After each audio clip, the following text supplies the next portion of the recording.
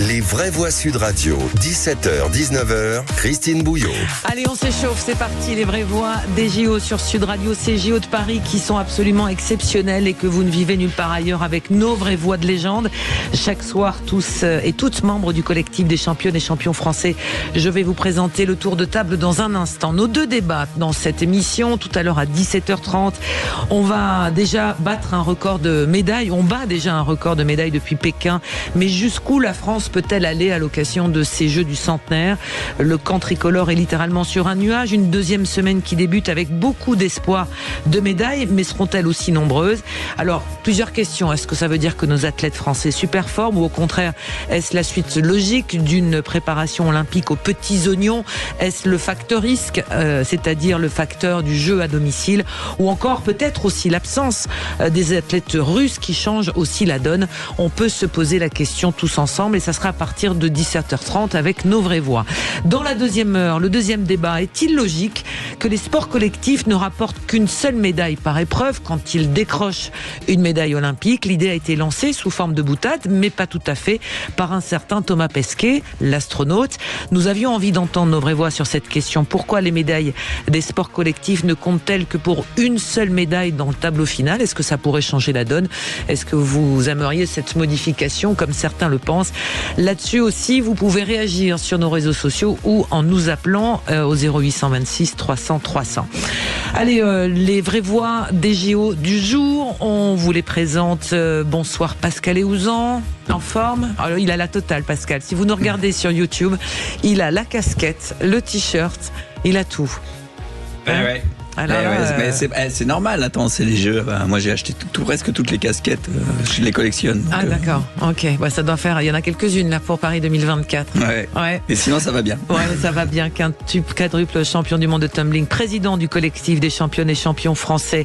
Daniel Sangouma, bonsoir Daniel. Bonsoir tout le monde. Alors, médaillé de bronze aux Jeux Olympiques de Séoul.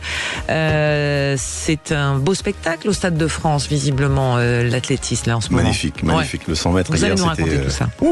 Oui, parce qu'il y a des questions aussi. On doit avoir également dans un instant un certain Robert Leroux qui est du côté de la Gironde, mais c'est pas n'importe qui, médaillé de bronze en épée par équipe au JO d'Atlanta. Il va nous retrouver dans un instant. À mes côtés pour cette émission, comme tous les soirs, l'excellentissime Antoine Mazère. Bonsoir Antoine. Bonsoir Christine, bonsoir à tous. Journaliste sportif, alors les médailles tombent, pleuvent, on ne sait plus quoi dire. Ouais, mais ça y est, on vient d'avoir, juste avant de démarrer cette émission, une nouvelle médaille, la 45e médaille pour l'équipe de France. Et en plus, elle est historique. Pourquoi ? Parce que c'est la première médaille en kayak cross pour l'équipe de France. Et elle nous vient de Angèle Hugues qui a décroché cette médaille d'argent, cette très belle médaille d'argent à 24 ans, l'Ardéchoise, qui remporte donc cette première médaille pour le kayak cross français et au terme d'une superbe course en finale. Ouais, c'est une nouvelle discipline et on doit voir dans un instant, on va prendre la direction de l'Ardèche. Son club d'origine, ils avaient installé un écran géant au club et c'est semble-t-il un peu l'euphorie. Ça se passe du côté de Saint-Sauveur de Montagu. Et puis notre auditeur vraie voix ce soir, c'est la direction de la Bourgogne. On va à Auxerre retrouver Gérard. Bonsoir Gérard. Alors c'est pas Gérard, ça c'est Coluche, moi c'est Gérald. Ah, alors vous savez, alors je vais vous raconter un truc. Je vais vous dire un truc.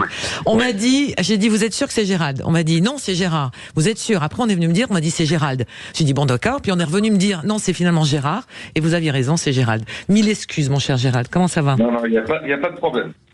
Bon, CJO, vous êtes H24 devant la télévision, vous choisissez vos disciplines, comment vous les gérez? Non, pas du tout. Je regarde très occasionnellement. Je veux dire parce que je suis en vacances. Ah bah donc, oui.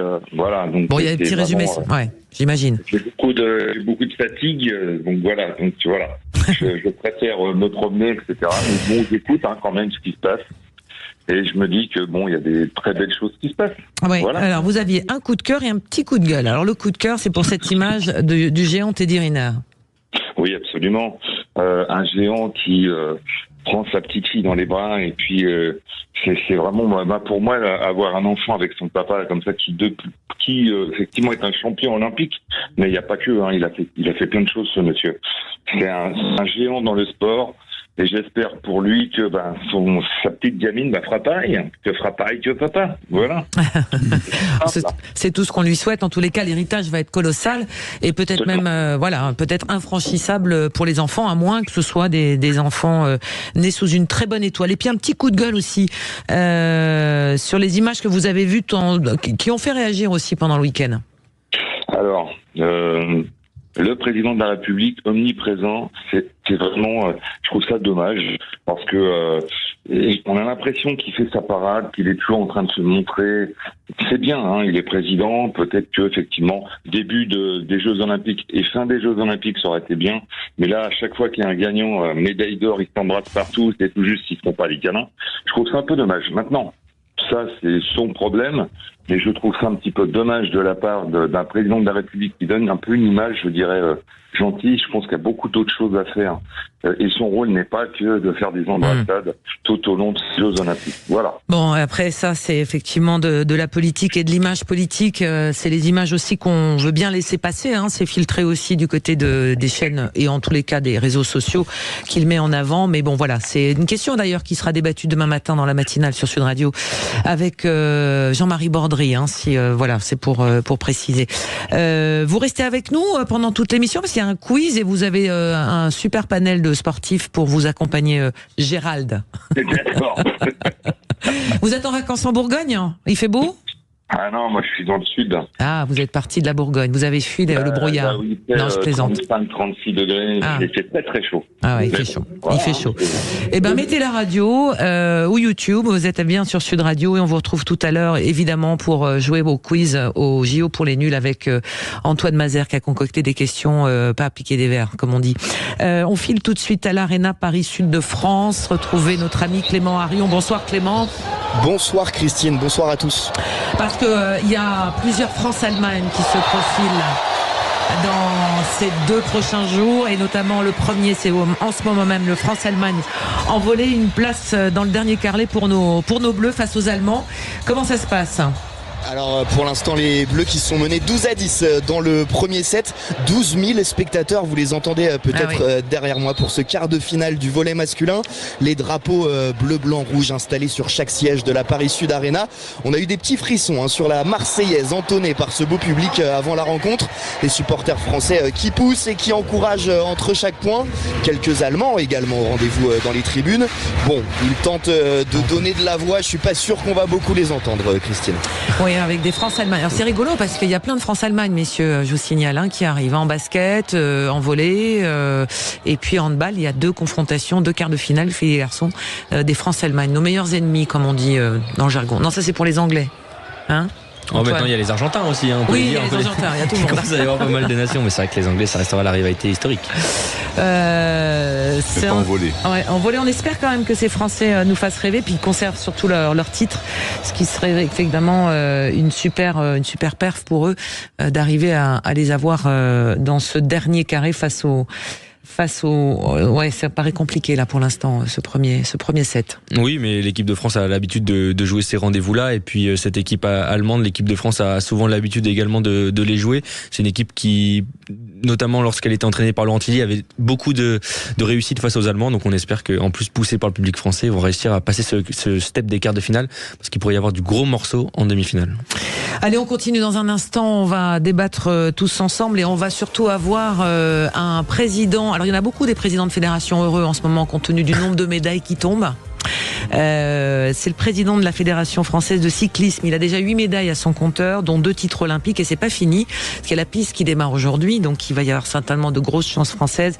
Il se trouve justement du côté de Saint-Quentin en Yvelines sur cette piste avec les pistards, comme on dit. Il a accepté d'être avec nous, avec vous, les vraies voix des JO. C'est à suivre dans un instant. Et puis il y a vos 3 mots des JO ce soir quand même. Eh ben oui, justement. Vous n'êtes pas là pour rien faire. Ben non, on en parlait journal, vitesse, et on parlait justement de Allemagne. Ça en fera partie. Allez, à tout de suite sur Sud Radio. Vous êtes bien, c'est les vraies voix des JO jusqu'à 19h. À tout de suite. Christine Bouillot. En compagnie de nos vraies voix des JO ce soir, tous membres du collectif des championnes et champions français qui n'ont pas leur langue dans la poche. Ce soir, Pascal Eouzan, quadruple champion du monde de tumbling, président de ce collectif. Daniel Sangouma, qui est médaillé de bronze aux Jeux Olympiques de Séoul, qui est avec nous. Normalement, Robert Leroux doit nous rejoindre. Donc, il est du côté de Bordeaux. Je ne sais pas s'il nous entend en ce moment dans sa voiture, mais on doit l'avoir tout à l'heure. Il a été médaillé de bronze en épée lors des JO d'Atlanta. Antoine Mazer, vous êtes avec nous également. Mais tout de suite, on va retrouver et prendre la direction de Saint-Quentin, où un président de fédération doit vivre une semaine olympique, une première semaine olympique sur un petit nuage. Michel Callot, bonsoir. Vous l'avez pas toujours, hein, il est toujours pas calé. Il n'est pas arrivé. Michel Callot, juste avec vous, on va l'avoir dans un instant, le président de la fédération. Antoine, on rappelle déjà tout ce qu'ont rapporté les cyclistes, enfin la fédération de cyclisme, dans les différentes disciplines, avec la piste qui démarre tout à l'heure. Et si on fait le bilan, c'est le deuxième sport en termes de médailles derrière le judo quand même. Donc c'est quand même la fédération qui nous a rapporté une moisson de médailles. Ça avait commencé avec Pauline Ferrand-Prévot en VTT et Victor Gorecki pour l'or et pour l'argent pour Victor Gorecki. Il y a eu également le BMX avec Anthony Jean-Jean, le BMX freestyle, mais il y a eu également le triplé en BMX où on a eu les 3 Français sur la boîte, et on a eu ce week-end également la course en ligne avec Valentin Madouas, surprise, deuxième, juste devant Christophe Laporte sur cette arrivée du côté de la Tour Eiffel avec 2 Français sur la boîte là aussi. Donc pour l'instant 8 médailles pour le cyclisme français et ça nous réjouit. Ouais, ça nous réjouit. Et c'est pas terminé. C'est pas terminé. C'est toujours on va dire une discipline. Ce sont des disciplines, Pascal et Daniel, qui ont toujours beaucoup rapporté. Mais là, vraiment, dans les nouvelles disciplines, le BMX, c'était quand même, c'était géant. Ça cartonne. C'est fabuleux. Ouais. C'était fabuleux, d'autant que il avait pas forcément bien réussi le tour précédent. Ouais. Il avait été un peu chahuté, on va dire. Il était un peu en danger. Et puis il a sorti un trick de malade. Sur le freestyle, BMX freestyle. Ouais, sur le freestyle, ouais. Et puis bien sûr les trois médaillés sur le BMX flat, on va dire, c'est comme ça. Oh, ça, j'en sais rien, mais en tout cas, sur le BMX Racing, ça s'appelle le BMX Racing. Course, voilà. Donc et là, ouais. La cerise sur le gâteau sur la cerise, je sais plus comment il faut le retourner le truc. Moi, ce que je trouve drôle pour le BMX flat, comment t'as dit flat? Racing. Ouais. C'est Daniel. Non, ce que je trouve génial, c'est qu'en fait, c'est des tout petits vélos, on a l'impression que c'est des gamins, et puis quand ils enlèvent le casque, les mecs, ils ont plus de 30 ans et tout. Je trouve ça génial. Et puis alors, forcément, quand ils se regardent derrière pour regarder si le troisième il a fait, moi j'ai trouvé ça, c'est une image des jeux, quoi. Ouais, c'est une des images fortes des jeux. Alors, si vous le voulez bien, en attendant d'avoir le président de la Fédération française de cyclisme qui doit courir dans les couloirs pour arriver à nous joindre, on va aller du côté de l'Ardèche, au club d'origine d'une certaine médaillée olympique il y a quelques minutes, Angèle Hugues, en canoë cross, et on est avec la présidente du club de canoë de Saint-Sauveur de Montaigu, c'est Joëlle Despax. Vous nous entendez? Alors oui, je vous entends bien. Par contre, je ne suis pas la présidente. En fait, je suis la trésorière. Le président du club, c'est le papa de Angèle, c'est Mathieu Hugues, mais qui est évidemment sur Vert en ce moment et qui est avec sa fille. Avec sa fille. Ouais, voilà. Ouais. Et c'est vous et là, et là, je suis à côté de Laurine Palix, qui est entraîneur bénévole du club, parce que nous sommes un petit club et que voilà, on a que des bénévoles. Et on est vraiment très contents qu'Angèle soit arrivée en finale et c'est une médaille d'argent. En tout cas, vous devez parler parce que je suis pas sûre de pouvoir continuer à parler. En tout cas, en tant que trésorière, vous devez être un peu en stress parce que ça va vous coûter cher cette médaille. En réception. On en discutera. On en discutera. Alors, mettez bien le téléphone. Je ne sais pas où vous êtes parce qu'il y avait une fan zone. Vous avez dû vous écarter certainement pour nous répondre, et vous nous passez le téléphone à quelqu'un qui connaît bien Angèle. Oui, tout à fait. Voilà, moi je suis Laurine. Je suis entraîneur du club. Alors, je suis pas l'entraîneur d'Angèle. J'ai pas eu la chance de pouvoir entraîner Angèle, mais on est dans la fan zone aux Olières sur Herlieu, à côté du club. Et on a pu suivre toutes les courses d'Angèle depuis samedi. Donc autant vous dire qu'aujourd'hui il y avait du monde, c'était la folie, beaucoup de stress. Et on est très très fiers d'Angèle parce que elle a été déterminée jusqu'au bout. Elle s'est vraiment battue jusqu'au bout, et sur cette finale où elle était finalement elle s'est retrouvée un petit peu bloquée au départ, elle s'est retrouvée en 4e position. Elle a réussi à inverser la tendance sur la dernière porte et grappiller 2 places au dernier moment. Donc elle s'est vraiment battue, elle a jamais rien lâché et on est vraiment très très fiers d'Angèle. C'est extraordinaire ce qu'elle nous fait. Ouais, c'est clair, et c'est un fabuleux moment pour cette jeune athlète. Mais parlez-nous de ce plan d'eau, et surtout de cette discipline. Là, on est en train de regarder effectivement le podium qui arrive avec Naomi Fox qui prend la médaille, l'Australienne qui prend la médaille d'or, et on voit Angèle juste à côté. Cette discipline nouvelle qu'on a découvert, enfin à titre personnel, on l'a tous un peu découvert aujourd'hui à la télévision, ce cross en canoë. Eh ben oui, c'est une discipline qui est assez récente et les athlètes sont pas tous spécialisés là-dedans, sont encore tous spécialisés, on va dire, dans le slalom et ils se lancent dans cette discipline-là. Et Angèle, ben elle a pas pu se qualifier en canoë slalom pour les JO, mais du coup elle a saisi sa chance en remportant une manche de la Coupe du Monde.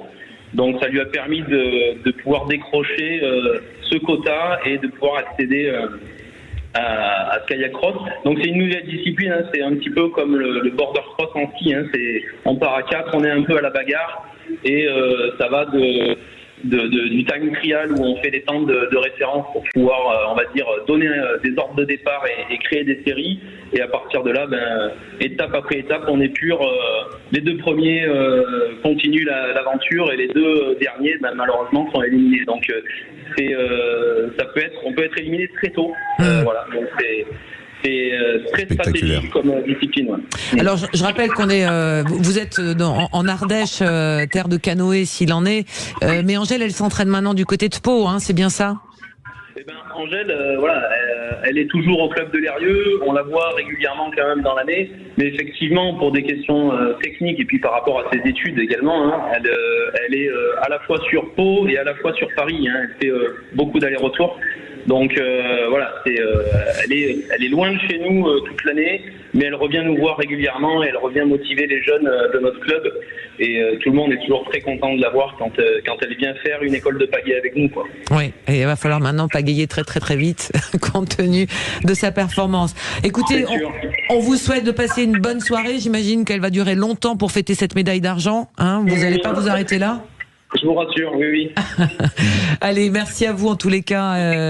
Merci pour votre disponibilité, d'avoir fait partager donc cette passion et surtout la passion de Angèle Hu, qui a été donc médaillée d'argent, qui ramène la 45e médaille au camp français aujourd'hui. Ça aurait même pu faire 46 puisque la première, Naomi Fox. Ouais. Dont la maman est française, oui. Myriam Jérusalemi, donc elle est franco-australienne. Et la sœur de Jessica Fox, qui est aussi une grande légende du canoë. Voilà, donc c'est quelque part un peu de la France aussi qui montait sur la médaille, la première place. Dans le double drapeau, mais ça n'existe pas encore. On va pas entrer dans ces débats-là. On va en parler tout à l'heure. Il y avait aussi une personne qui a fait les Jeux, qui avait la double nationalité. Et voilà, et qui nous a échappé pour d'autres raisons, et on y reviendra avec vous, Pascal, évidemment. Alors on a retrouvé un président de fédération heureux, mais qui risque de jubiler encore un peu plus. C'est le président de la Fédération française de cyclisme, Michel Callot. On vous a retrouvé. Bonsoir. Bonsoir à vous. Ouais, bonsoir. Vous êtes du côté de Saint-Quentin, j'imagine. La tension monte, mais quel début d'Olympiade. 8 médailles. Est-ce que vous espériez un tel résultat à mi-parcours? Non, honnêtement non. C'est quand même un résultat qui va au-delà même de nos espérances. Alors on se dit toujours que les planètes peuvent s'aligner aussi du bon côté. C'est un peu ce qui s'est passé avec des probabilités qui se sont transformées en certitudes. Mais vous savez, la médaille olympique, elle est tellement difficile à aller chercher que ça aurait été déraisonnable de penser qu'on en aurait autant au bout d'une semaine. Par contre, bravo déjà, président. Président, c'est Pascal Héouzan qui est quadruple champion du monde de tumbling. Il y a Daniel Sangouma également qui est là, médaillé olympique également du côté de l'athlétisme, qui ont des questions à vous poser évidemment parce que la performance est à souligner. Moi, c'est pas. Bonsoir à ces champions quand même. Bravo à eux. Non, mais alors Bras et le veau viendra parce qu'il y a encore d'autres médailles qui vont arriver, mais surtout, vous dites que vous y attendiez pas, mais avec un manager de la haute performance tel que Florian Rousseau, je pense que vous étiez quand même, vous avez peut-être la bonne personne pour faire ce genre de résultats. Oui, alors je crois, effectivement, il y a deux choses à distinguer. C'est vrai que on sait la difficulté, ce que je disais, d'une médaille olympique, donc forcément, on s'attendait pas nécessairement à être aussi bien placé au bout d'une semaine. Mais pour autant, on a pris beaucoup de mesures. Il faut bien rappeler qu'à Tokyo, on avait pris une claque, clairement, avec 2 médailles de bronze au total. Et moi, c'était mes premiers Jeux Olympiques et j'ai eu besoin un petit peu de tout poser pour faire un bilan très précis et comprendre avec les équipes qu'est-ce qui nous avait manqué, comment on pouvait s'améliorer. Et dans ce qu'est-ce qui nous avait manqué, c'était alors ça s'est personnalisé sur Florian Rousseau, qui est un personnage extrêmement performant, mais il nous manquait surtout l'expérience d'un médaillé olympique de cette trempe-là et ayant la pédagogie suffisante pour transmettre toute son expérience, toute son expertise au fil du temps, au fil de ces années, la partager avec les différents collectifs. On a 5 ou 6 collectifs si on considère que la piste est coupée en 2 collectifs. Et à chaque fois, c'est un travail d'orfèvre qu'il fallait faire pour redonner cette confiance. Et on voit que la confiance a joué un très très grand rôle dans la performance de nos athlètes. Daniel Sangoma, une question pour vous, Président. Oui, en fait, c'était plutôt une observation. J'ai entendu Madoise, Valentin dire que leur manager Thomas Voeckler était aussi vraiment partie prenante dans cet état d'esprit.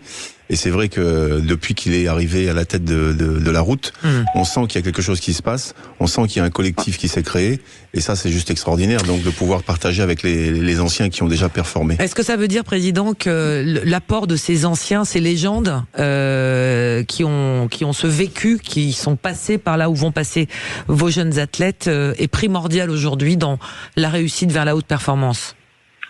Moi, j'y crois beaucoup, et Thomas, dans un autre registre, effectivement, en tant que sélectionneur de notre équipe de France, c'est comme les sport co, il sélectionne des athlètes professionnels, donc ils sont concurrents toute l'année. Et là, les mots ont été utilisés, mais je les reprends. C'est un vrai magicien parce que non seulement il arrive à les faire travailler ensemble. N'oublions pas que le cyclisme sur route, c'est un sport qui se court en équipe, mais vous en avez qu'un qui est médaillé. Là, on en avait 2 sur le podium, mais la médaille est individuelle. Et ceux qui ont fait le travail n'ont rien du tout. Donc ça, c'est difficile à obtenir. Thomas sait le faire à merveille, il sait faire se transcender les coureurs. C'est un manager hors norme sur ce plan-là. Et ce qui est très intéressant, c'est que tout ça s'est parfaitement agrégé avec notre directeur de la performance, donc avec Florian Rousseau, et petit à petit, on a réussi à ce qu'il y ait une ambiance bien améliorée, bien meilleure entre les différents collectifs et un apport entre ces collectifs. Et je crois beaucoup à cette dynamique, surtout quand elle est portée par des gens très crédibles et qui est plus crédible que d'anciens grands champions. Michel Callot, pour vos disciplines, très sincèrement, il ressort aussi de toutes ces médailles et de ces palmarès des images extrêmement spectaculaires et qui font le tour du monde. Je pense bien sûr celle de cette course sur route avec ces images à Montmartre, ce BMX freestyle avec la Concorde derrière, le VTT dans ce site aussi qui était sublime, et puis ce trio en BMX. Quelle formidable promotion pour votre discipline. Est-ce que vous aviez là aussi rêvé que ça serait ça finalement les images? Alors là aussi, je pense que ça va au-delà de ce qu'on avait pu penser, parce que même si on est très proche du COJO, puisque moi j'ai des équipes de la fédération qui sont dans l'organisation elle-même des Jeux Olympiques, malgré tout la scénarisation qui est faite des différents sports est juste extraordinaire quand on le vit sur le terrain. Et c'est vrai que nous on a des images, le BMX freestyle avec Anthony Jean-Jean en photo aérienne avec des monuments magnifiques derrière lui, voilà. Et puis la course sur route, alors ça renvoie quand même à une particularité. Le cyclisme sur route, c'est un sport gratuit qui va au contact de son public. Et là, voilà, les gens, ils avaient l'occasion de venir voir une épreuve olympique gratuitement en faisant la fête au bord de la route. Et ça caractérise notre sport. Donc pour moi, c'est une grande satisfaction que ça puisse se traduire même dans les Jeux qui sont une épreuve évidemment d'une autre dimension. Et quelle est votre image préférée, vous? Votre photo préférée? Celle qui que vous dites en tant que fan de vélo, parce que quand on est président de fédération, c'est pas choisir un sport, mais simplement celle qui pour vous a marqué le plus jusqu'à présent. C'est très difficile de vous répondre parce que justement moi je veille en permanence dans notre fédération à ce que nos disciplines ne soient pas en concurrence les unes avec les autres, mais en complémentarité. Et vous voyez, un choix c'est déjà prononcé quelque part pour l'une d'entre elles. J'ai pas envie de le faire parce que vous allez fâcher. Non, je plaisante, mais et surtout si vous aviez pu constater sur le terrain, mais c'était des moments un peu privés, la complémentarité, la complicité entre les athlètes de nos différentes disciplines qui se voient jamais, jamais. Il n'y a qu'au jeu où ils peuvent se retrouver. Moi, c'est peut-être, si j'avais une image, elle est très interne à notre fonctionnement, mais finalement, c'est celle qui m'aura le plus marqué pendant ces Jeux et humainement, qui m'aura le plus apporté de satisfaction parce qu'elle est pleinement dans la valeur des Jeux Olympiques. Alors, bougez pas, Président, on a encore 2-3 minutes à passer avec vous et nos vraies voix ont des questions pour vous, des commentaires. Daniel. Oui, Président, vous êtes aussi mon président puisque je suis licencié à la Fédération de cyclisme dans un petit club à La Réunion et justement par rapport au club, avec le succès du cyclisme là dans ces Olympiques et puis avec ce qui va arriver, est-ce que tous les clubs de France sont prêts à accueillir, j'imagine, l'engouement qui va en découler? Alors j'espère le plus possible. Ouais. Vous avez travaillé là-dessus avec les ligues et le comité? Oui, on a essayé d'accentuer au maximum les actions de formation pour qu'on ait des bénévoles en capacité d'accueillir dans nos clubs. Ensuite, vous savez, la particularité de notre fédération, c'est qu'on a, et ça c'est issu de notre tradition cyclisme traditionnelle, on a beaucoup de clubs, donc une bonne couverture géographique, mais ils sont tout petits. En moyenne, c'est 43 licenciés un club. Donc, ça veut dire que la structuration pour pouvoir accueillir, elle est parfois notre point faible. On a essayé de remédier un petit peu à ça, faire en sorte que nos ligues soient très mobilisées au mois de septembre pour pouvoir accompagner les clubs.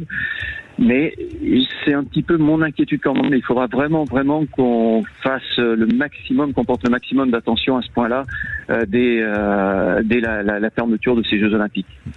Pascal Héouzan a aussi une question pour vous. Alors oui, moi, en fait, ça rejoint un peu les questions qu'on vient de vous poser. C'est en matière de prospection, est-ce que vous avez déjà une idée, parmi toutes ces disciplines, de celle qui va le plus le cartonner à la rentrée septembre en termes de licence?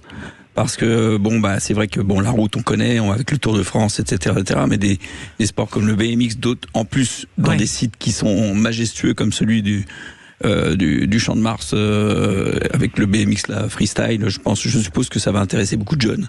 Donc est-ce que vous avez déjà un regard là-dessus ou pas, pour anticiper? Oui, c'est évident qu'on s'attend à ce que la poussée soit la plus forte sur le BMX. Les deux spécialités du BMX, le BMX Racing et le BMX Freestyle. D'abord parce que c'est des sports beaucoup plus urbains. Et que là encore, notre tradition fait qu'on est plutôt rural qu'urbain, ou ville moyenne. Donc on s'attend effectivement à cette poussée dans les villes et à un besoin d'infrastructures sur lequel on aura besoin de mobiliser, nous, les collectivités territoriales, pour nous aider, nous accompagner et proposer les terrains de jeu pour pouvoir faire ces pratiques-là. Ouais, Michel Callot, merci beaucoup. On va vous libérer parce que les courses commencent et vous espérez sur la piste également combien de médailles, un chiffre? Allez, soyons fous. C'est difficile de vous dire un chiffre, mais en tous les cas, ça sera au pluriel et je pense qu'on devrait se situer très haut dans la hiérarchie des sports français. Ça vous donne un petit peu une idée de ce qu'on peut viser. Merci. On est obligé de vous couper, Président, mais je sais que vous avez l'envie. On y reviendra sur le cyclisme. C'est pas fini. Toute la semaine, il y a de la piste et donc on va regarder ça de près. Michel Callot, le président de la Fédération française de cyclisme. On se retrouve dans une poignée de secondes sur Sud Radio. À tout de suite. Nos vraies voix des JO ce soir autour de la table, tous membres du collectif des championnes et champions français. Pascal Héouzan, quadruple champion du monde de tumbling. Daniel Sangouma, médaille de bronze aux Jeux Olympiques de Séoul. Et mesdames, messieurs, une ovation pour Robert Leroux. Ouais. Bravo. Qui vient de nous rejoindre. Voilà. Et oui, on a mis une musique spéciale pour vous, mon cher Robert. Ça vous dérange pas? Merci. Non? Ça vous touche, ça vous aime. Vous êtes ému, je vois. Oui, très. Une pensée pour vous, médaillé de bronze en épée par équipe aux Jeux d'Atlanta et membre aussi de ce collectif des championnes et des champions français. On est ravis de vous avoir ce soir avec nous, Robert. Alors on fait dans un instant notre premier débat sur jusqu'où va s'envoler l'équipe de France avec cette pluie de médailles.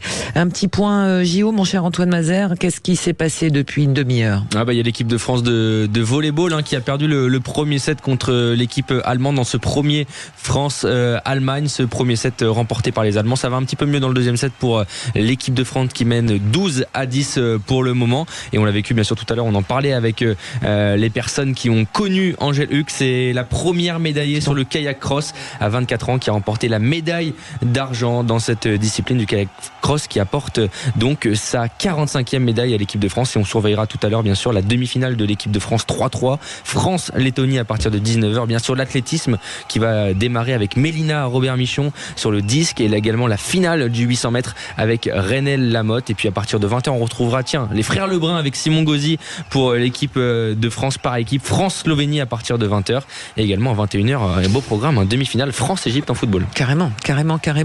Robert, parce que tout à l'heure on posait la question sur comment vous alliez, mais surtout comment vous avez vu cette première semaine, quelle est l'image qui vous a laquelle y en a-t-il au moins une?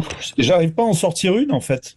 Ah ouais. J'arrive pas à en sortir une parce que c'est tellement prenant, puissant, joyeux et glorieux pour les Français que j'ai du mal. Il y a Léon Marchand, il y a la finale par équipe du judo qui est absolument exceptionnelle. On aurait voulu faire un film Hitchcockien, on n'aurait pas fait mieux. Voilà, c'est un peu ça, et puis la ferveur populaire. Voilà, c'est ce que je retiens. Et c'est pas fini du tout avec ces champions. Alors on va revenir dans un instant avec notre débat. Est-ce que jusqu'où peut aller l'équipe de France, avec pas mal de questions d'ordre technique, géopolitique aussi, qui peuvent expliquer cela. Mais c'est l'heure de nos 3 mots des JO, mon cher Antoine. Et oui, Christine, avec le premier mot, c'est journal que j'ai choisi. L'Australienne Nicola O'Leary-Lajer, je sais pas si vous avez suivi, elle a terminé 2e du saut en hauteur hier, et elle a fait parler d'elle en conférence de presse parce qu'après chaque saut, l'athlète s'applique à écrire des notes dans un carnet, ce journal intime. La vice-championne olympique est venue le présenter aux journalistes après sa performance. Elle y note notamment des citations inspirantes, des réflexions, des extraits de la Bible qui l'ont conduit tout droit vers la médaille d'argent. Donc c'était une petite nouvelle façon de travail qui lui porte chance. Je trouvais ça original. Ça sent le best-seller. Est-ce que je sais pas, chez les sportifs, chacun a peut-être son petit rituel pour aller chercher ce grain de folie et de médaille. Qui avait son rituel? Alors nous, en gymnastique, on avait un journal de travail sur tous les jours, sur les séances, ce qu'on devait répéter, et après on s'appréciait, on s'auto-évaluait pour savoir si, on était dans un bon état physique, si on avait réussi tel ou tel mouvement, et pourquoi on l'avait raté, etc., etc. Ça, c'est un truc qu'on faisait à l'INSEP depuis l'âge de 13 ans. Alors c'est marrant parce qu'on n'était pas toujours assidus non plus. Robert Leroux, des petits rituels comme ça, d'écriture? Non, pas du tout. Le t-shirt qui gagne. Oui. Toujours le même. On l'a tous, hein. Toujours le même. Et il fallait pas le garde. Ah oui, ça c'est clair. Daniel, pas de petit rituel, rien. Non, aucun.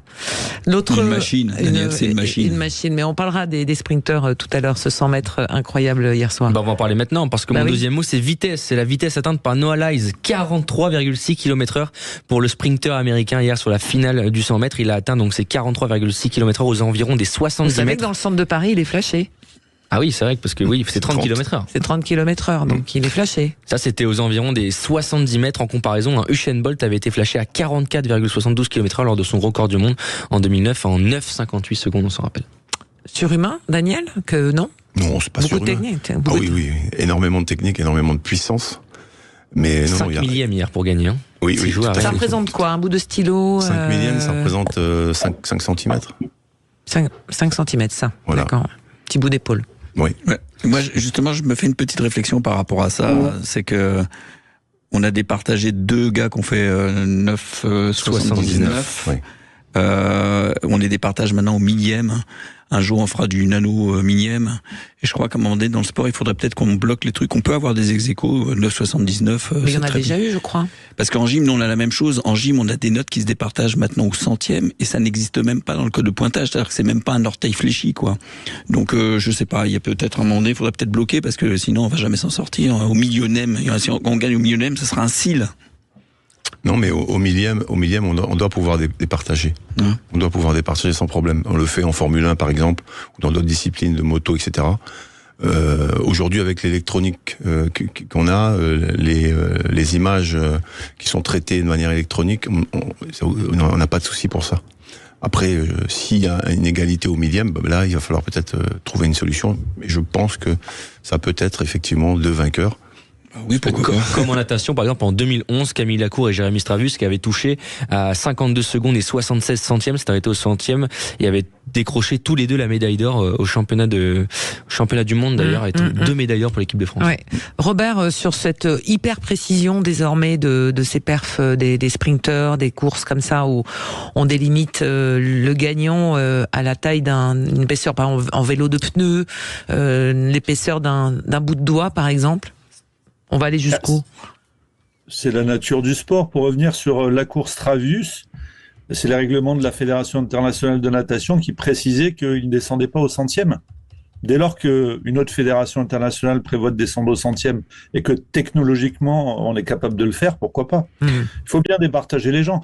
Après, je me souviens du saut en hauteur de Tokyo avec le Qatari et l'Italien.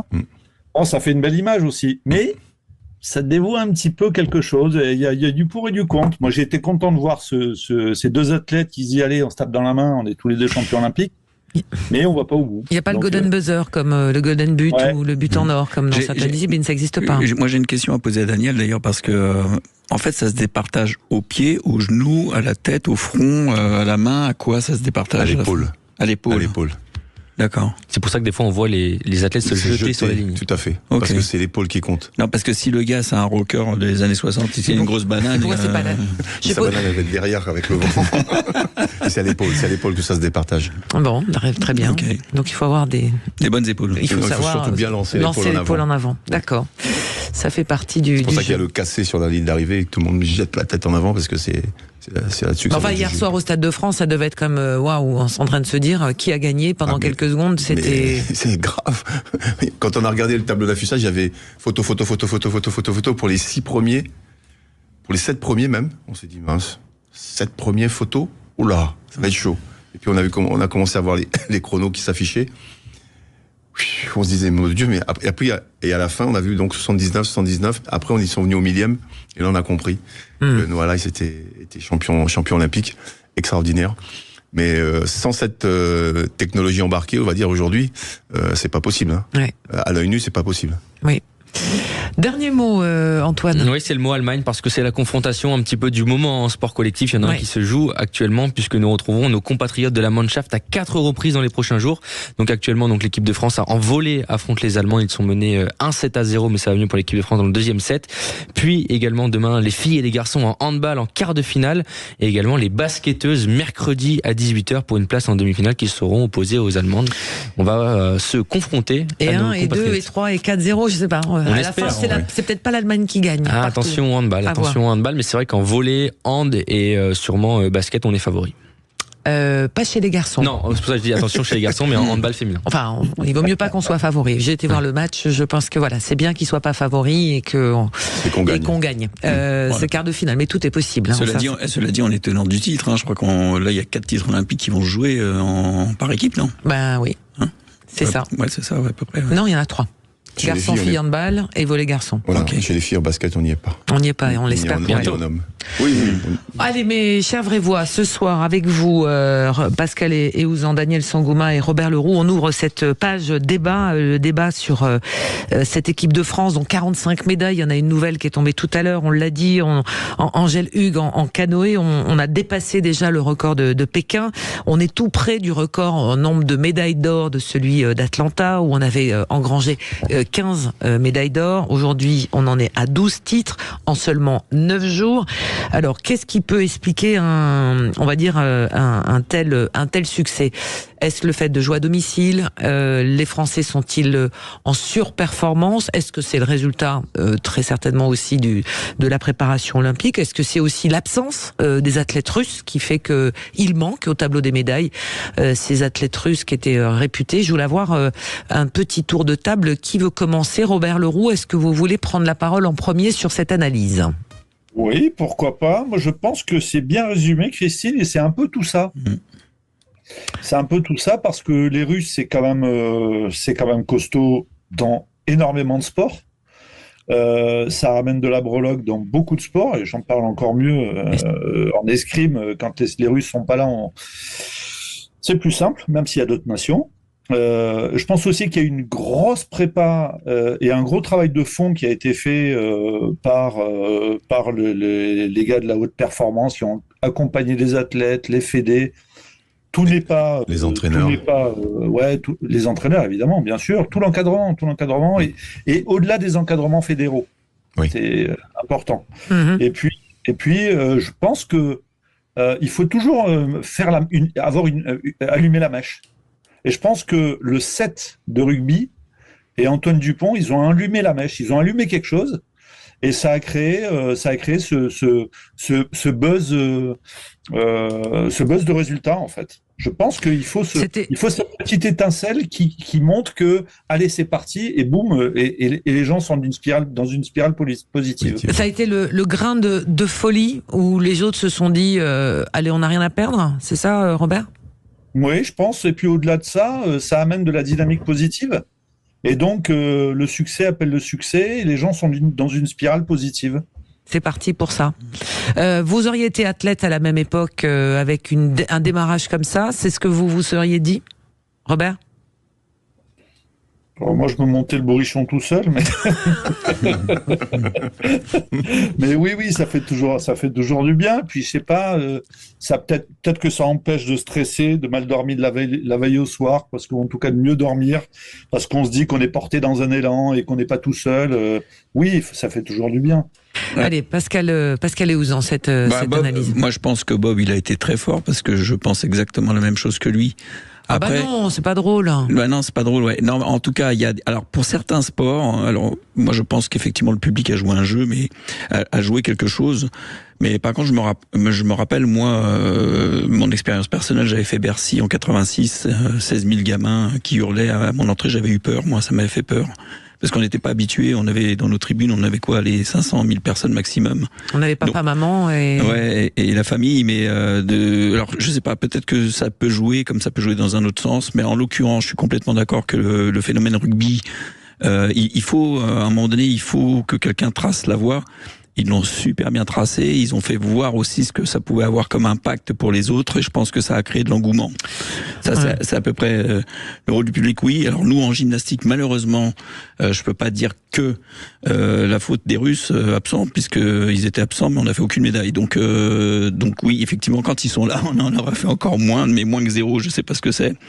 Mais c'est vrai que les Russes, dans des sports comme la gym, forcément, normalement, c'est eux qui sont sur les podiums, quoi, avec les Chinois et les Japonais et les Américains. Donc, pour nous, ça n'a pas trop joué à ce niveau-là, en tout cas. Daniel. Pour ma part, je considère que les absents ont toujours tort. Donc, ceux qui ne sont pas là, on n'en parle pas. Parce que sinon, on va trouver des excuses tout le temps. Hein. Et pour moi, c'est pas une excuse. Il n'avait qu'à être là, pour X raisons. Hein. Ça, on va pas rentrer dans les détails. Donc je ne retiens pas cet argument-là. Par contre, je retiens plus que doublement l'argument du public. Clairement, être à la maison et avoir un soutien, parce qu'on aurait pu être à la maison et pas avoir de soutien non plus. Oui, on aurait pu avoir des stades à moitié vides, voilà. Des spectateurs plutôt que des supporters. Voilà, et là, ça aurait pas été la même histoire, ça aurait pas été le même engouement. Donc le public est venu et il répond présent. Il répond présent parce que c'est vraiment le 12e homme, comme on dit souvent au football ou au rugby, le 16e homme. Et donc ça, c'est un vrai plus. Que les fédérations, que le comité, que l'ANS, etc. aient travaillé sur cette dimension-là. Oui, je pense aussi parce que, comme l'a bien dit Pascal, si on se retrouve, si on n'a jamais concouru devant un public de cette dimension-là et que tout d'un coup on se retrouve là-dedans, parfois ça risque d'être un peu la cata. Ça a peut-être été le cas à la gymnastique, notamment chez les filles. Peut-être, je dis bien dit peut-être. Hein, tu m'as dit peut-être. Mais en tout cas, le public c'est hyper important. C'est hyper important. Après, il y a tout le reste, comme a bien précisé Robert, l'entraînement, les prises de conscience que ça a généré, l'accompagnement des entraîneurs, des athlètes, et aussi l'accompagnement psy toute la partie de psychologie qui a été mise en place. Allez, on va s'arrêter un court instant, on va faire une petite pause. Et mes chers Brévois, je vais vous demander de vous mouiller un tout petit peu juste après la pause, à me dire exactement combien vous voyez de médailles à la fin de ces JO. Vous avez une petite minute pour réfléchir et me donner un chiffre. Ouh là là, et Robert, il se demande s'il va trouver. Allez, on fait un petit prono des médailles en fin de semaine pour les Français. À tout de suite. Sud Radio. Sud Radio. Parlons vrai. Parlons vrai. Sud Radio. Parlons vrai. Allez, mes chers Brévois, dernière ligne droite de cette première heure avec Pascal Héouzan, quadruple champion du monde de tumbling, président du collectif des championnes et champions français, autrement dit le président de Daniel Sangouma, médaillé de bronze aux Jeux Olympiques de Séoul, et président également de Robert Leroux, qui est médaillé de bronze en épée par équipe au JO d'Atlanta. Dans un instant, on va retrouver notre auditeur pour le quiz. Baptiste, vous êtes arrivé dans cette émission. Comment ça va, Baptiste ? Ça va très bien, et vous-même? Oh, bon, ça va plus que mieux, dites donc. Vous êtes prêts pour le quiz? On va jouer dans une petite minute, parce qu'avant cela, je vais demander à mes vraies voix un chiffre, un prono du nombre de médailles. Je vais pas demander le nombre de titres, le nombre de médailles à l'arrivée pour la délégation française. Une fourchette?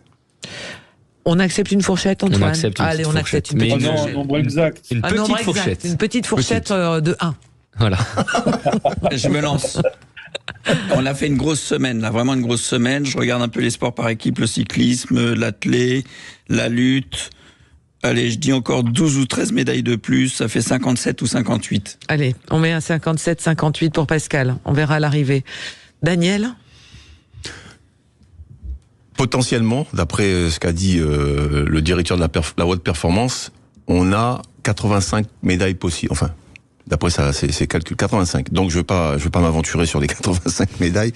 Mais il y avait aussi un autre chiffre qui apparaissait, qui était au moment de l'attribution des Jeux, la ministre des Sports à l'époque avait annoncé 60 médailles. Donc on va se situer entre les deux, on va dire 65. Allez, 65. Allez, vous êtes assez proches l'un de l'autre. On va pas. Robert. Soyons fous. Je suis quelqu'un de précis. 65, il va tout précis. Nous donner. Les or, 61. Oui, mais Daniel, t'es parti de 75, t'as essayé de nous embrouiller avec des trucs. 61. Et alors, si vous êtes précis, mon cher Robert, vous n'avez pas le détail, le nombre de titres, d'argent et de bronze? Alors, allez, on y va. Allez. C'est méchant. On a 3 médailles d'or du record d'Atlanta. Donc on est déjà à 12 médailles d'or. On pense que ce record-là sera battu. On l'espère. En tout cas, il faudrait 4 médailles d'or pour battre le record d'Atlanta. Attendez, Robert, parce qu'Atlanta, il connaît. Attention, Daniel nous confirmera, mais en athlé, il y avait eu 3 médailles d'or à Atlanta. Il y a Marie-Jo. Il y a Marie-Jo, il y a Marie-Jo en a eu 2 et Jean Galfion une. Jean? Oui. Il y a 3 médailles d'or. Oui. Ça va être difficile de les faire à Paris. Cette année. Je veux pas porter la poisse, mais ça va être compliqué. Un peu. 3 médailles d'or. Après des médailles, j'espère qu'on en obtiendra, mais. On va voir ça. Pascal. Et moi, c'est juste une réflexion que je me fais, parce que ce week-end, forcément, on regarde le tableau tous les jours. Et je trouve dingue que on était à une médaille d'or des Américains, je crois, où ils en avaient 63, nous, je sais pas quoi. En fait, j'aimerais bien qu'ils nous disent combien vaut la médaille d'or, parce que quand vous en avez 25 en argent pour nous, 15 en bronze ou l'inverse, et qu'on est largement devant en nombre de médailles, et on se retrouve derrière des trucs où... C'est les médailles d'or qui comptent dans le classement. Elles valent combien? 10 médailles d'argent Non, c'est un classement de 1 à 10. C'est pour ça que la ville de Toulouse se situe devant l'Allemagne aujourd'hui. Grâce à Léon Marchand, un certain Antoine Dupont, peut-être les médailles en boxe, etc. On a un palmarès déjà...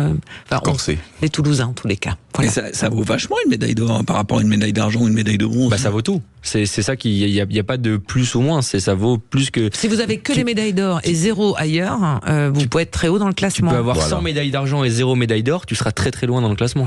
C'est pas normal, c'est pas logique. Ça. On va y revenir dans un instant. C'est comme ça. C'est comme ça.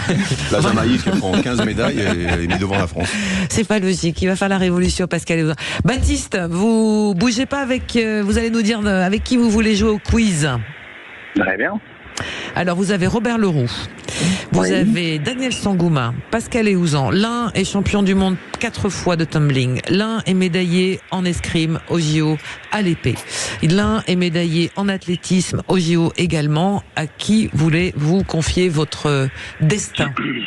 C'est dur parce que moi, comme je vais gagner le quiz, j'aurais bien aimé filer un petit coup de boost à nos escrimeurs ou à nos athlètes, mais non, je vais prendre Bob. On n'a pas entendu. Bob. Bob. Je vais prendre Bob. Allez, Bob. Parce que c'est son surnom, Bob. Robert Leroux, vous êtes Bob prêt? l'éponge. Alors, on rappelle les Concentré. règles. On rappelle les règles.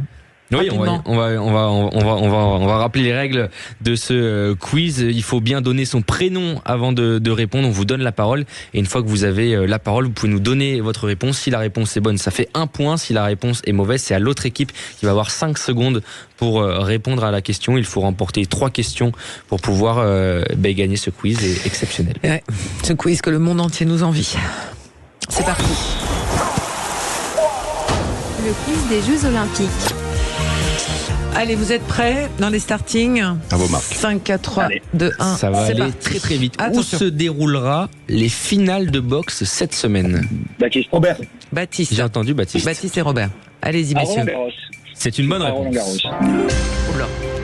Alors, là, il y a Ça Pascal, il y a un truc à dire. Qu'est-ce qu'il y a, Pascal? Non, ah oui, parce qu'ils ont donné l'info à la boxe hier, je crois. Ils ont dit que la finale. non, On avait déjà oui, des infos depuis oui. longtemps. Non, mais moi j'ai regardé la boxe, sinon, mais j'ai pas retenu. Après, c'est prévu depuis 6 ans. Non, par contre, à la fin du jeu, c'est Antoine, il faut que je l'allume un peu parce qu'il m'a arnaqué sur le ping-pong l'autre fois. Le ping-pong. Allez, on y va. Deuxième question. Attention. Combien de médailles a remporté Léon Marchand dans cette Olympiade? Robert. Baptiste. J'ai entendu Oula, Baptiste, ça va très Baptiste en vite. premier. Oui, 4. c'est une mauvaise réponse. C'est la balle à l'autre équipe. Ah, Robert. Pascal, 5. c'est une bonne réponse. Voilà, un partout. Égalisation parfaite Lavez, Baptiste. de la team Sangouma et Ouz.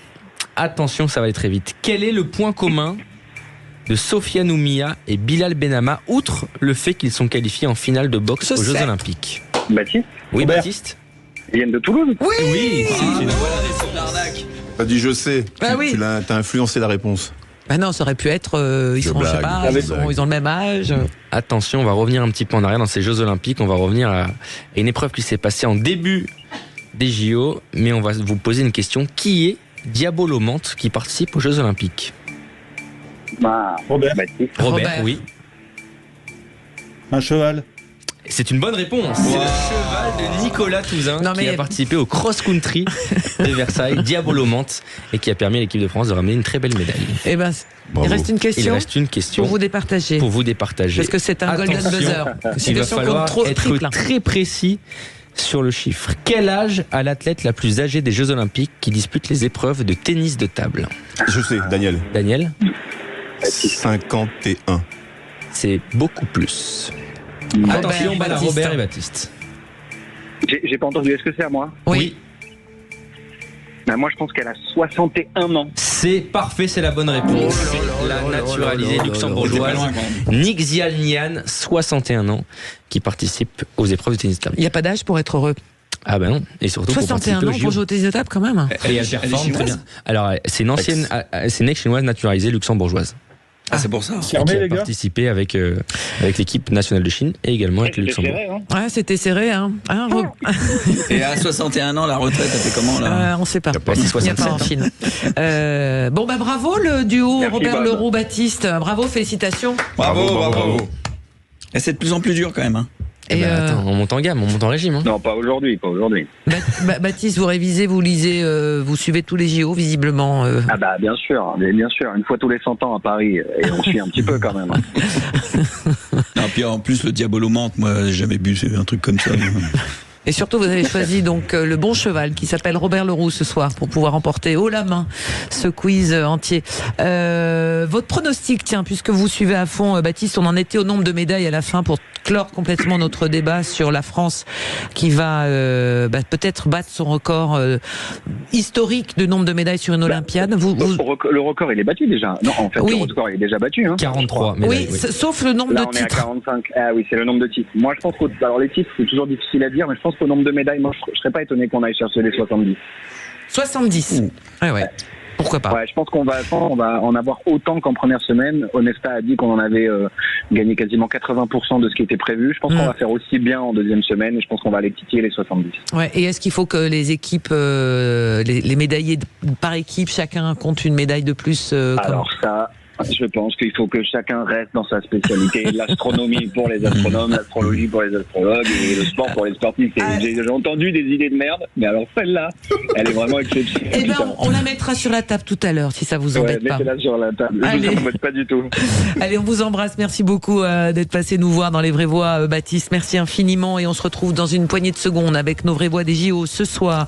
Pascal Eouzan, Daniel Sangouma, Robert Leroux. Mon cher Antoine Mazère, on en est où sur le volet? Ouais, l'équipe de France qui est dos au mur, menée 2-7-0 par cette équipe allemande. Il faut remporter bien sûr en 3-7 en volleyball pour pouvoir se qualifier pour les demi-finales. Les champions olympiques qui sont pour l'instant menés 2-7-0, mais attention à la réaction des coéquipiers de Erwin Ngapet.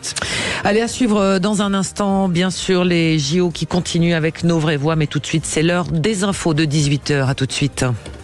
Les Vraies Voix Sud Radio, 17h, 19h, Christine Bouillot. Allez, installez-vous, on est bien confortablement ici avec les Vraies Voix des JO, ces JO de Paris que vous ne vivez nulle part ailleurs grâce à nos Vraies Voix, membres du collectif des championnes et des champions français, toujours ces plateaux, ce bureau des légendes, comme on pourrait les appeler tous les soirs. Pascal Eouzan qui est avec nous ce soir, quadruple champion du monde de tumbling, président du collectif des championnes et des champions français. Ils sont dissipés ou pas, président? Vous arrivez à les gérer, tous ces collectifs? Ouais. Ils sont champions, quoi. Ils sont superbes. Non, franchement, on en parlera peut-être à l'occasion de la dernière émission, mais c'est une très très belle aventure. Moi j'appelle ça le bureau des légendes. Daniel Sangouma, médaillé de bronze aux Jeux de Séoul en athlétisme. Vous allez dans un instant les uns et les autres me parler de vos coups de cœur et vos coups de gueule de ce première moitié de Jeux Olympiques. Avec nous également Robert Leroux, médaillé de bronze en épée par équipe aux JO d'Atlanta. On va faire le tour de vos coups de cœur dans un instant. Et puis Antoine Mazère, journaliste sportif à Sud Radio, qui suit évidemment tout ce qui se passe sur tous les stades, tous les terrains, partout, dans les coulisses de ces Jeux Olympiques. Mais tout de suite, si vous le voulez bien, nous filons au match de volley avec ce France-Allemagne. Clément Harion, comment ça se passe ? C'est compliqué Christine, les Français qui sont menés 2-7-0, un deuxième set très serré, on avait 2 points d'avance, on a eu une balle de 7 et finalement on a cédé cette deuxième manche, 26-28 aux Allemands. Il va falloir un exploit maintenant pour l'équipe de France pour revenir et élever un petit peu son niveau de jeu aussi, trop d'approximations, trop de ce match manqué et pourtant que dire de ces 12 000 spectateurs qui mettent le feu à la porte de Versailles. Rien n'est fait Christine, parce que dans ce troisième set on est mieux, 14 partout. Et je peux vous dire que les supporters français y croient. 14 partout, il va falloir un exploit, on va tenter de revenir. Allez, on pousse derrière les Français dans cette salle surchauffée, évidemment, avec ces Français qui jouent pour conserver leur titre olympique. Antoine, il y a aussi un autre terrain sur lequel les Français sont en train de briller. Ouais, ça se passe du côté de l'Arena Sud. C'est l'équipe de France féminine de tennis de table qui fait son entrée en lice. C'est le 8e de finale France-Thaïlande. C'est extrêmement serré. Charlotte Lutz qui doit permettre à l'équipe de France. C'est le match décisif. Il y a 2 partout entre l'équipe de France et l'équipe de Thaïlande. C'est le championnat par équipe. Il faut 3 victoires pour pouvoir se passer le prochain tour. Il y a exactement 2 victoires pour l'équipe de France, 2 victoires pour la Thaïlande. Et c'est Charlotte Lutz qui vient de sauver 2 balles de match et qui maintenant va devoir sauver une 3e balle de match face à la Thaïlandaise.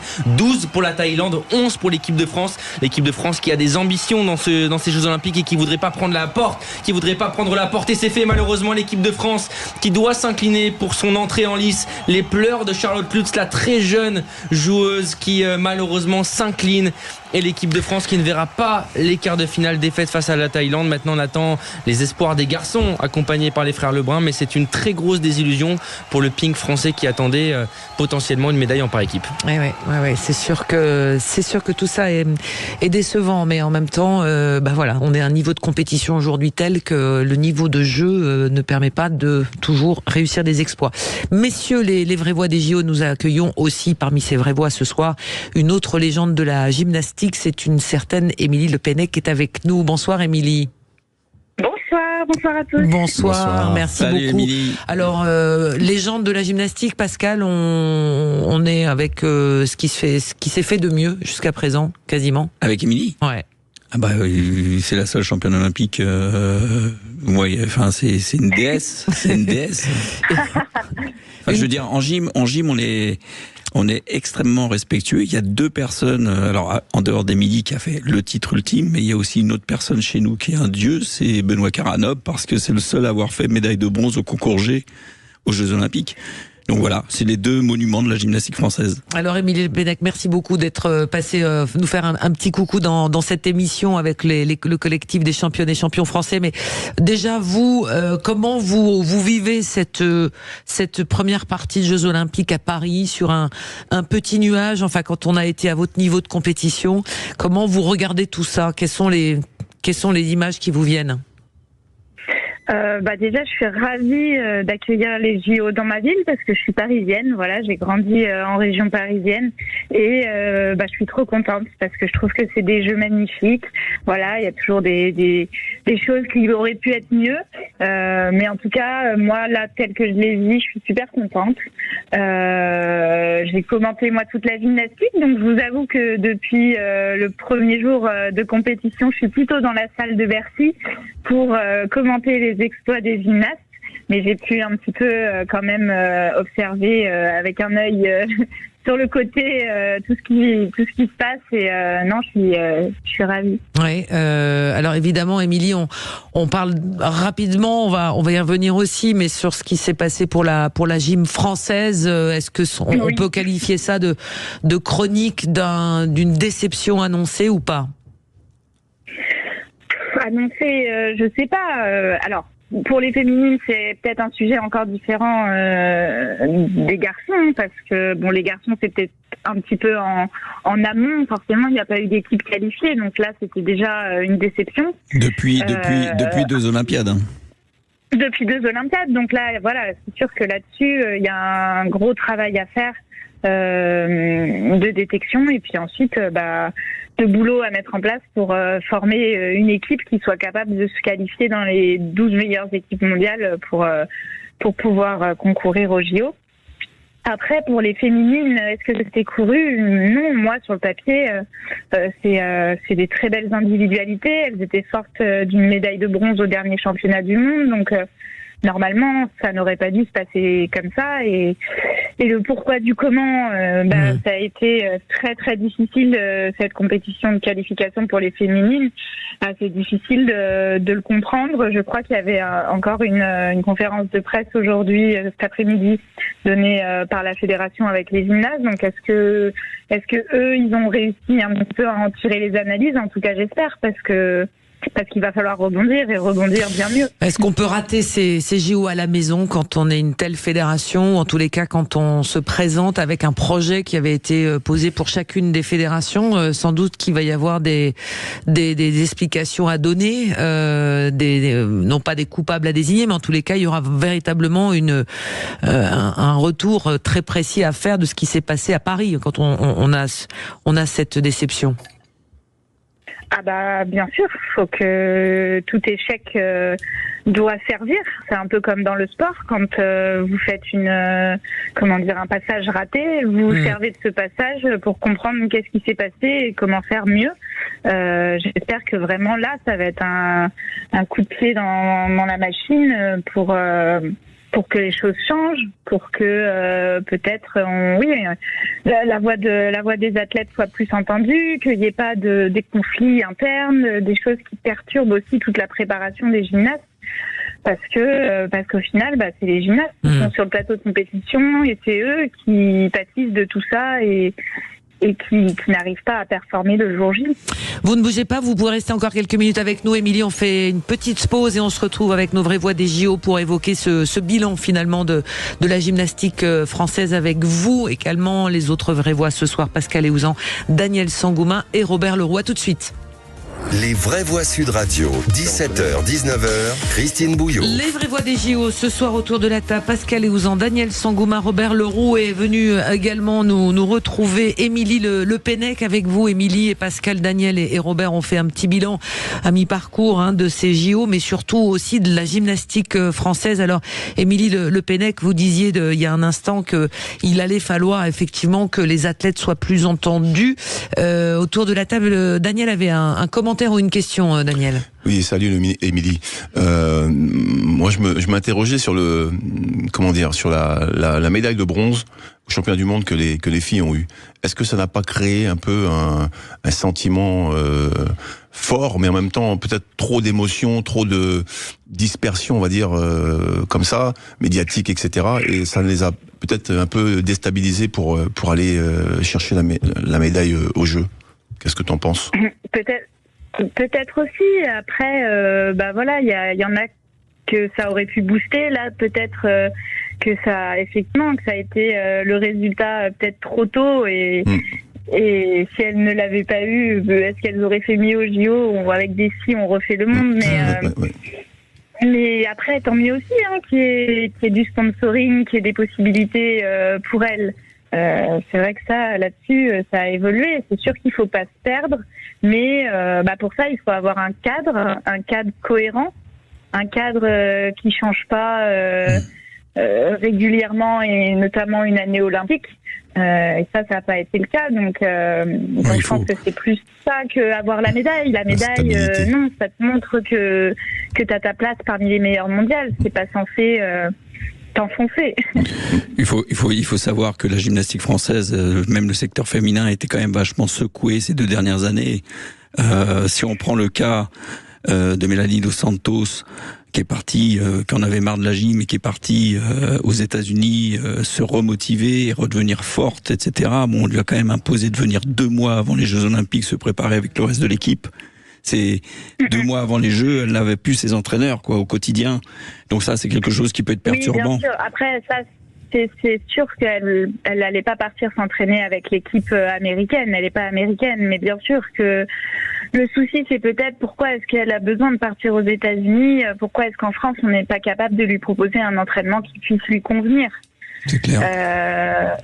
Pourquoi est-ce qu'on n'a pas les entraîneurs qui permettent sur des filles qui ont 20, 24 ans, un peu plus âgées, de retrouver la passion et de s'entraîner assez fort quand même pour aller chercher des médailles. Il y a eu l'histoire aussi de la gymnaste qui était blessée, qui a changé de nationalité. Non, ça c'est une sacrée histoire. Je sais pas, mais bon, en tout cas. Justement, ce titre de la gymnaste franco-algérienne, ce titre olympique, Émilie, est-ce que quelque part, ça aussi, ça démontre, finalement que c'est une fédération qui a encore besoin, sinon de mûrir, mais de penser autrement en vue des compétitions, autrement pour ses athlètes? Je pense que oui, il va falloir apprendre à se mettre autour d'une table et discuter pour que les athlètes soient la priorité, en tout cas. Pour que les résultats de l'équipe de France et de ses athlètes soient la priorité. Que les conflits deviennent pas plus importants finalement que le reste. Alors, moi, c'était mon coup de cœur et mon coup de gueule, Kellyanne Ebour. Parce que il faut quand même comprendre que elle a vécu elle, pour faire les Jeux, ça a été un parcours de la combattante de ouf, quoi. Il y a eu clairement. C'est un truc de fou. C'est de la folie qu'elle ait réussi mentalement à se présenter ce jour-là, déjà à réussir à se qualifier, ensuite à se présenter. Toute l'année, elle a augmenté son niveau et à réussir à aller faire le mouvement de sa vie ce jour-là. C'est quelle belle revanche, parce qu'effectivement, elle a été courageuse quand même, Kayla. Il faut juste pour la compréhension des gens, il faut quand même savoir que si elle participe aux Jeux de Paris, c'est grâce à l'intervention de la ministre des Sports, Amélie Oudéa-Castéra, parce que elle avait la double nationalité franco-algérienne. Il lui a été elle voulait pas. Alors, si je dis une bêtise, Émilie, tu me le dis, mais en fait, elle voulait pas aller à l'INSEP parce qu'elle était très bien au club d'Avoine avec son entraîneur. Donc, ça a commencé à poser des problèmes qui font que, comme elle n'était pas sur l'INSEP, on a commencé à lui dire, si tu viens pas à l'INSEP, en gros, tu pourras pas continuer l'aventure olympique. Bon, il y a eu d'autres soucis qui se sont greffés par rapport à, elle était. On va faire court pour les auditeurs, mais en gros, il y a eu un conflit entre ses entraîneurs et la fédération. Exactement, si je peux résumer, qui a eu une répercussion sur elle à la fois parce qu'il y a eu du harcèlement, il y a eu des histoires de plaintes. Enfin bref, ça a été quand même un feuilleton médiatico interne à la fédération qui ne pose pas, où on se demande où est l'intérêt de l'athlète, si on regarde de loin. Et comme la France n'a pas voulu qu'elle puisse participer, même au nom de l'Algérie, la nationalité de son papa, au calife, l'a libérée quelque part pour ça, c'est la ministre des Sports qui a dit stop. Mais ça vient derrière tant de souffrance, parce que ça vient derrière le fameux reportage de France 2 où on dénonçait, des athlètes ont dénoncé à visage découvert les difficultés qu'elles avaient, jeunes, de maltraitance psychologique, physique, avec leurs entraîneurs, au sein de la fédération. Donc il a fallu un long cheminement de souffrance, Émilie Le Pennec, pour en arriver là. Oui, surtout de doute. Je pense que c'est venu à ce moment-là, mais c'était pas forcément, c'était pas la même histoire en fait, ce reportage et l'histoire de Kélia, mais oui, heureusement, c'est tombé à point nommé parce que ça a permis d'attirer l'attention et de faire en sorte qu'on la libère de l'année de carence pour laquelle elle n'aurait pas pu se qualifier pour les JO. Donc, ce qui est dingue, comment c'est possible, pardonnez-moi, comment c'est possible que des adultes aient à ce point entre les mains le destin de jeunes athlètes qui sont souvent mineurs, elle a que 17 ans, et que ce soit à ce point des guerres d'adultes? On a du mal à comprendre, Émilie. Bien sûr, on a du mal à comprendre. Moi, la première, je pense que voilà, on met pas assez le sportif, en tout cas la gymnaste, au cœur de son projet. On pense encore qu'il faut tout décider pour elle et pour eux, pour les garçons aussi peut-être. Alors que je pense que le sport nous apporte une maturité, qu'on sait où est-ce qu'on veut aller. On s'en donne les moyens et donc du coup peut-être qu'on est les premiers à pouvoir, en tout cas avoir des idées et en parler ensemble. Ce qui est grave là-dedans, Christine, c'est que en fait là, on parlait tout à l'heure de la contre-perf de l'équipe féminine, mais imaginez simplement que Kéliane Emmou restait française et qui représentait la France au JO. Elle a fait 5e au concours général en étant dans un pays, l'Algérie, qui n'a pas de juge, qui n'a aucune puissance gymnastique internationale. Donc elle arrive à faire 5e. Ça veut dire que si elle est avec la France, ça peut peut-être faire encore mieux. Ça veut dire qu'elle renforce l'équipe de France. Justement, est-ce qu'elle aurait performé? Parce que on le voit du coup, là les Françaises, elles n'ont pas réussi. Est-ce que si elle était restée dans ce contexte-là, elle aurait réussi à performer? Est-ce que si elle avait été envoyée à l'INSEP alors qu'elle le sentait pas, elle n'avait pas envie, elle se sentait mieux dans son cocon familial avec son entraîneur, etc. Est-ce que si on l'avait sortie de tout ça, est-ce qu'elle aurait fait ces résultats-là? Mais moi, Émilie, ce que je veux dire, c'est qu'elle reste là où elle est à Avoine, mais qu'elle est juste en équipe de France. Et à ce moment-là, elle rentre dans la note de l'équipe, et puis on peut peut-être faire une autre médaille que celle des barres. Ça, c'est sûr. Ouais. C'est effectivement des questions. En tous les cas, cette médaille, pour elle, a des répercussions sur, évidemment, les gens de la fédération de gymnastique, et inévitablement, Émilie Le Pennec. J'espère qu'il y aura en tout cas une analyse. Enfin, moi, je suis patron d'une boîte. J'ai une pépite qui part chez l'adversaire et qui récupère une médaille, ou en tous les cas qui performe. Je m'interroge sur qui a pris la décision de laisser partir la personne qu'il fallait pas laisser partir, quand même. Bien sûr. Après, dans ce que dit la Fédé, c'est que eux, leur but, c'est de protéger l'athlète, et que là, il y avait un doute sur le fait que justement, qu'il y avait des entraînements qui étaient beaucoup trop intenses, qu'il y aurait eu de la manipulation, etc. Il y a eu une enquête, ils ont été blanchis. Enfin, il n'y a pas du tout ça qui a été mis en avant. Oui. En avant.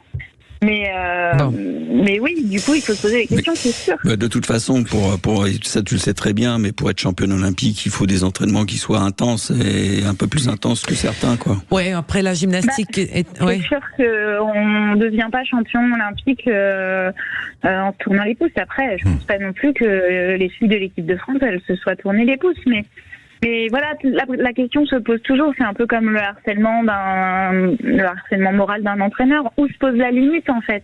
Comment est-ce qu'on quantifie la limite entre là c'est de l'entraînement dur et là on passe dans du harcèlement ou de la manipulation ou de l'excès? C'est difficile.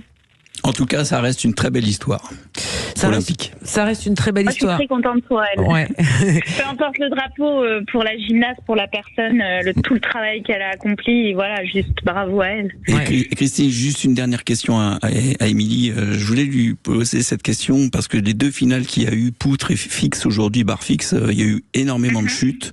Est-ce que tu penses pas qu'ils étaient tous fatigués, enfin que le concours est devenu trop Il y a trop de concours, de qualificatifs par équipe, après finale par équipe, etc. Parce que là, ils avaient l'air tous pompés quand même. Le programme. Oui, ils avaient l'air un peu au bout du rouleau. Après, ça fait quand même un petit moment maintenant qu'ils font les finales sur 3 jours. Avant, c'était sur 2. Je pense que c'était mieux sur 2 jours.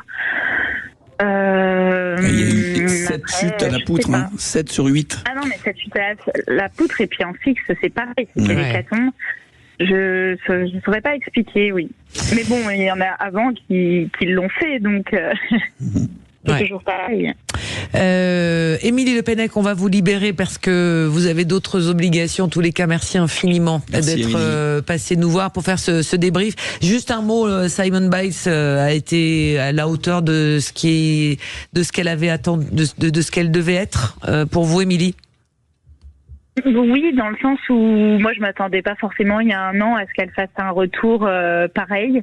Elle a quand même été chercher 3 médailles d'or olympiques. Après ces problèmes, les problèmes qu'elle avait rencontrés à Tokyo, et puis elle va quand même chercher la médaille au sol, et puis il y a un tel profond respect envers la brésilienne que oui, non, j'ai juste envie de dire merci Simone, parce que c'est exceptionnel. Merci Émilie Le Pennec d'être passée nous voir dans les vraies voix des JO sur Sud Radio. On vous libère et on reviendra bien sûr sur tous les résultats. Avant de faire une pause, je me tourne vers la régie. On a un petit peu de temps pour faire un point basket. Volley surtout. Qu'est-ce que j'ai dit? Basket. Oui, c'est un ballon, c'est pareil. Ce sera un petit peu plus tard la demi-finale de France-Lettonie en 3-3. C'est vrai que ça va un petit peu mieux quand même pour l'équipe de France. On respire, mais légèrement, parce que ce match, il est irrespirable entre l'équipe de France et l'équipe d'Allemagne. Ce quart de finale de volleyball. L'équipe de France qui a remporté le 3e set et qui n'est plus menée que 2-7-1 par cette équipe allemande et qui mène dans cette 4e manche 8-7. Mais c'est extrêmement serré, Christine. On est stressé. On se croirait à l'escrime, Robert Leroux, avec le petit cœur qui bat, un coup c'est l'un, machin, etc. Hein? On va avoir le cœur bien accroché pendant ces JO. On passe par des hauts et des bas. On va suivre cette fin de match, mais il faut absolument que l'équipe de France gagne ce 4e set. On ne peut pas perdre contre les Allemands, ça n'est pas possible. On l'espère. Ah non, ça pour notre réputation, c'est pas possible. Ça n'est pas possible. Surtout qu'il y en a 3 autres qui arrivent de match contre l'Allemagne. On s'arrête, on fait une pause et on vous retrouve, mes chers vraies voix, dans un instant. Pascal Eouzan, Robert Leroux, Daniel Sangouma, Antoine Mazer. On va parler de ces histoires de médailles par équipe. Est-ce qu'il faut qu'elles soient comptabilisées autrement? Alors c'est un petit joke, comme on dit, d'un certain Thomas Pesquet, mais quand même, parce que du côté des fédérations, on fait attention à bien donner la même prime à tout le monde quand ils ont une équipe qui gagne cette compétition. Et on aura aussi l'avis d'un vice-champion olympique de basket. Il s'appelle Laurent Ciara. On va lui passer un petit coup de fil pour voir ce qu'il en pense avec son franc-parler. Antoine? Bien sûr, toujours. Parlons vrai. Parlons vrai. Allez, à tout de suite sur Sud Radio. Ensemble encore pour cette dernière demi-heure des vraies voix des JO sur Sud Radio. Pascal Eouzan, quadruple champion du monde de tumbling. Daniel Sangouma, médaillé de bronze aux Jeux de Séoul en athlétisme. Robert Leroux, médaillé de bronze en escrime aux Jeux d'Atlanta. Tous membres du collectif des championnes et champions français. On ouvre notre débat du jour, qui nous emmène pas sur la Lune, mais c'est bien terre à terre. On va voir ça dans un instant. Je propose une réforme des Jeux Olympiques très sérieuse depuis longtemps déjà. Je propose que le nombre de médailles soit proportionnel au nombre de personnes sur le terrain. C'est-à-dire que pour les sports individuels, ça compte 1 médaille d'or quand on gagne. Mais si on gagne le basket, ça compte 5 médailles d'or. Si on gagne le rugby, ça compte 7 médailles d'or. Si on gagne le foot, ça compte 11 médailles d'or. Et de cette manière, les sports co qui sont quand même très importants à l'échelle de la planète, notamment le foot qui est le sport mondial, sera un peu plus reconnu à sa juste valeur. Parce que qu'il y ait 37 médailles d'or pour la natation, c'est très bien, on adore la natation, mais 37 médailles d'or pour la natation et 1 seule médaille d'or en foot, ça ne me paraît pas très correct. Ouais. Bah oui, pourquoi pas? C'est pas idiot? Sinon, vous trouvez ça idiot? Robert Leroux. Quand on joue quand on est par équipe, vous êtes 4, vous gagnez. Ça fait 4 médailles d'or. Ça fait 1 médaille d'or. Figurez-vous qu'en escrime, ça fait 3 médailles d'or. Ah, bah voilà, j'en étais sûr. Et je suis bien placé pour le savoir, parce que je suis remplaçant à Sydney. Je ne rentre pas, je fais pas le match. Pourtant, je suis en survêt avec tout ce qu'il faut, et je n'ai pas la médaille. Donc, qu'on commence déjà à donner les médailles aux gens qui sont sur les bancs, ça se fait dans d'autres sports. Le foot. En judo, la compète par équipe, il y a certains qui n'ont pas été tirés au sort, qui n'ont pas fait un match de la journée, ils ont eu la médaille. Ça se fait dans les sports co. En foot, il y en a qui n'ont pas joué une minute d'aucun match de poule ou d'élimination directe. Ils ont la médaille. Donc déjà qu'on uniformise ça au niveau des JO, ça sera une belle avancée. Après, donner une médaille, 11 médailles parce que c'est foot, 7 parce que c'est rugby, c'est un peu stupide. Mais il a voulu jeter un pavé dans la mare. Il a jeté un pavé de la station spatiale. Mais non, c'est pas méchant. Mais en même temps, alors vous dites ça, mais si on prend le problème jusqu'au bout, quand il est question de donner les primes aux médaillés, on donne des primes à toutes les personnes qui ont été dans l'équipe, dans le sport co. Donc ça veut bien dire qu'il y a 14 médailles ou 15 en fonction du nombre d'effectifs. Donc pourquoi exclure finalement dans cet effectif-là le nombre de médailles? Je crois que Christine, je crois que tu t'es perdu là. Non mais sérieux, moi Thomas Pesquet, on voit bien qu'il a fait des études archi supérieures à nous parce que franchement moi il m'a embrouillé la tête, j'avais même pas compris ce qu'il voulait dire. Non mais c'est pas ça. Après c'est un joke avec Griezmann. Ouais, non mais imaginez alors le football américain, ils sont combien de joueurs? 78. Mais c'est pas olympique, c'est pas olympique. Mais si un jour ça le devient, le baseball là, eh bien ils sont combien de joueurs? Avant d'aller dans ces considérations, que déjà comme dit Robert, que déjà tous les remplaçants soient déjà considérés comme des médaillés. Moi je veux prendre mon exemple aussi en athlétisme, dans le relais, il n'y a que les 4 qui ont couru. Même s'il y en a d'autres qui ont couru les séries, ils seront pas médaillés. Ça, c'est pas normal. C'est la réalité. Alors qu'en natation, c'est l'inverse. Alors qu'en natation, c'est l'inverse. Voilà. Et donc, il y a plein de poids, plein de mesures avant d'en arriver là. Après, si on veut, alors dans ce cas-là, si on est un pays intelligent, on ne fait que les sports co. On mise tout sur les sports co. On ramasse 50 médailles. Voilà. Merci, au revoir.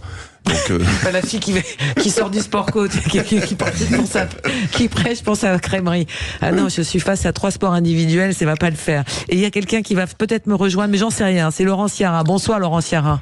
Bonsoir à vous. Un vice-champion olympique aux Jeux de Sydney en 2000. Alors vous êtes en bonne compagnie avec Daniel Sangouma, Robert Leroux, Pascal Eouzan, donc des Olympiens comme vous. Ce débat sur le nombre de médailles par sport collectif qui en fait n'en compte qu'une, même s'ils sont 15 ou 12 ou 6 sur le terrain, qu'est-ce que ça vous inspire? Ça part d'une boutade de la part de Thomas Pesquet, mais pourquoi ne pas se poser quand même un peu la question? Je viens d'apprendre ce soir cette déclaration, je l'avais jamais entendue. Donc, j'ai pas d'avis plus que ça, parce que je reste persuadé que les Jeux Olympiques, pour nous, sport co, c'est quand même vachement tourné ou dirigé vers les sports individuels. Depuis tout le temps. On n'a qu'à voir combien de porte-drapeaux ces dernières années sont sortis des sports co. On n'a qu'à voir. Il est passé. Non, il y a eu Richard, il y a eu Jackson. Voilà, mais depuis, voilà, il n'y a pas eu énormément de choses. Moi, je m'en suis rendu compte au JO de Sydney parce que le basket n'y était pas allé depuis 16 ans, depuis 84. Et je vais vous dire que nous, alors la génération 84, c'est une grosse génération, hein. C'est Bocard, Beugnot. Ils ont un gros pédigré, voilà, de Richard, ils ont un très de Hervé Dubuisson, ils avaient un très très gros pédigré, mais en dehors du terrain. Ils se sont fait remarquer. Nous, quand on est arrivé, on nous a de suite mis à l'amende. Vous les basketteurs, vous n'allez pas refaire comme 84. Pourquoi? Donc parce que d'entrée on nous a fait comprendre que quelque part on était invités. Voilà, il fallait bien se tenir, bien se comporter, parce que l'olympisme, parce que moi j'ai toujours eu cette impression que c'est plus tournant vers le sport individuel. Côté bien se tenir, les handballeurs à une certaine époque. Oui, mais quelque part ils ont écrit leur histoire aussi là-dessus. Ils ont écrit leur histoire aussi là-dessus, et après malheureusement pour eux ils s'en sont mordus les doigts. Mais moi c'est toujours cette impression que j'ai eue. Même Minot, je regardais les JO pour les sports individuels. Je regardais un peu le basket et le water-polo, alors que c'est pas du tout, c'est pas de ma famille le water-polo, mais c'est des sports qui me plaisaient comme ça. Mais j'ai toujours eu cette impression comme ça. Après, pour la question des porte-drapeaux... Et puis après, Robert Leroux qui a une réaction également. Et pour les porte-drapeaux par équipe, c'est aussi compliqué de choisir un joueur. Il faut vraiment que ce soit le joueur star pour en prendre un parmi les autres, parce que ça peut faire peut-être créer des jalousies entre les joueurs. Pourquoi lui? Je prends l'exemple, Robert, la Grèce, ils ont mis Giannis Antetokounmpo. Voilà, il veut dire si quelque part tu veux, tu trouves. C'est pour ça que c'est qu'une impression personnelle. Je trouve que c'est énormément tourné. T'as qu'à voir. Tu retransmets du basket. Alors, je vais prêcher pour ma paroisse. On va y venir au basket. Il y a une Laurent. compétition, on est une demi-finale de je sais pas quelle discipline en natation, basket à la trappe, et on te met la demi-finale de n'importe quelle discipline. Mettez Léon Marchand sur le parquet, ça ira mieux dans ces cas. En ce moment, c'est pas faux. En ce moment, c'est pas faux. Robert Leroux qui veut vous parler, Laurent Sierra. Bon, j'entends ce que tu dis, Laurent. C'est vrai, mais pendant de très nombreuses années, on peut pas dire que les sports co performaient, ou en tout cas autant que certaines autres disciplines. Je pense que c'est aussi dû à ça. Après, je te rejoins, oui, les JO, c'est pas que des sports individuels, loin s'en faut. On est tous fiers. De toute façon, nous, on fait qu'une seule équipe, c'est l'équipe olympique. Donc après, que ce soit du hand, du basket, du tir, ou de l'escrime, ou de l'athlé, on est content, quoi. On est content que ça gagne.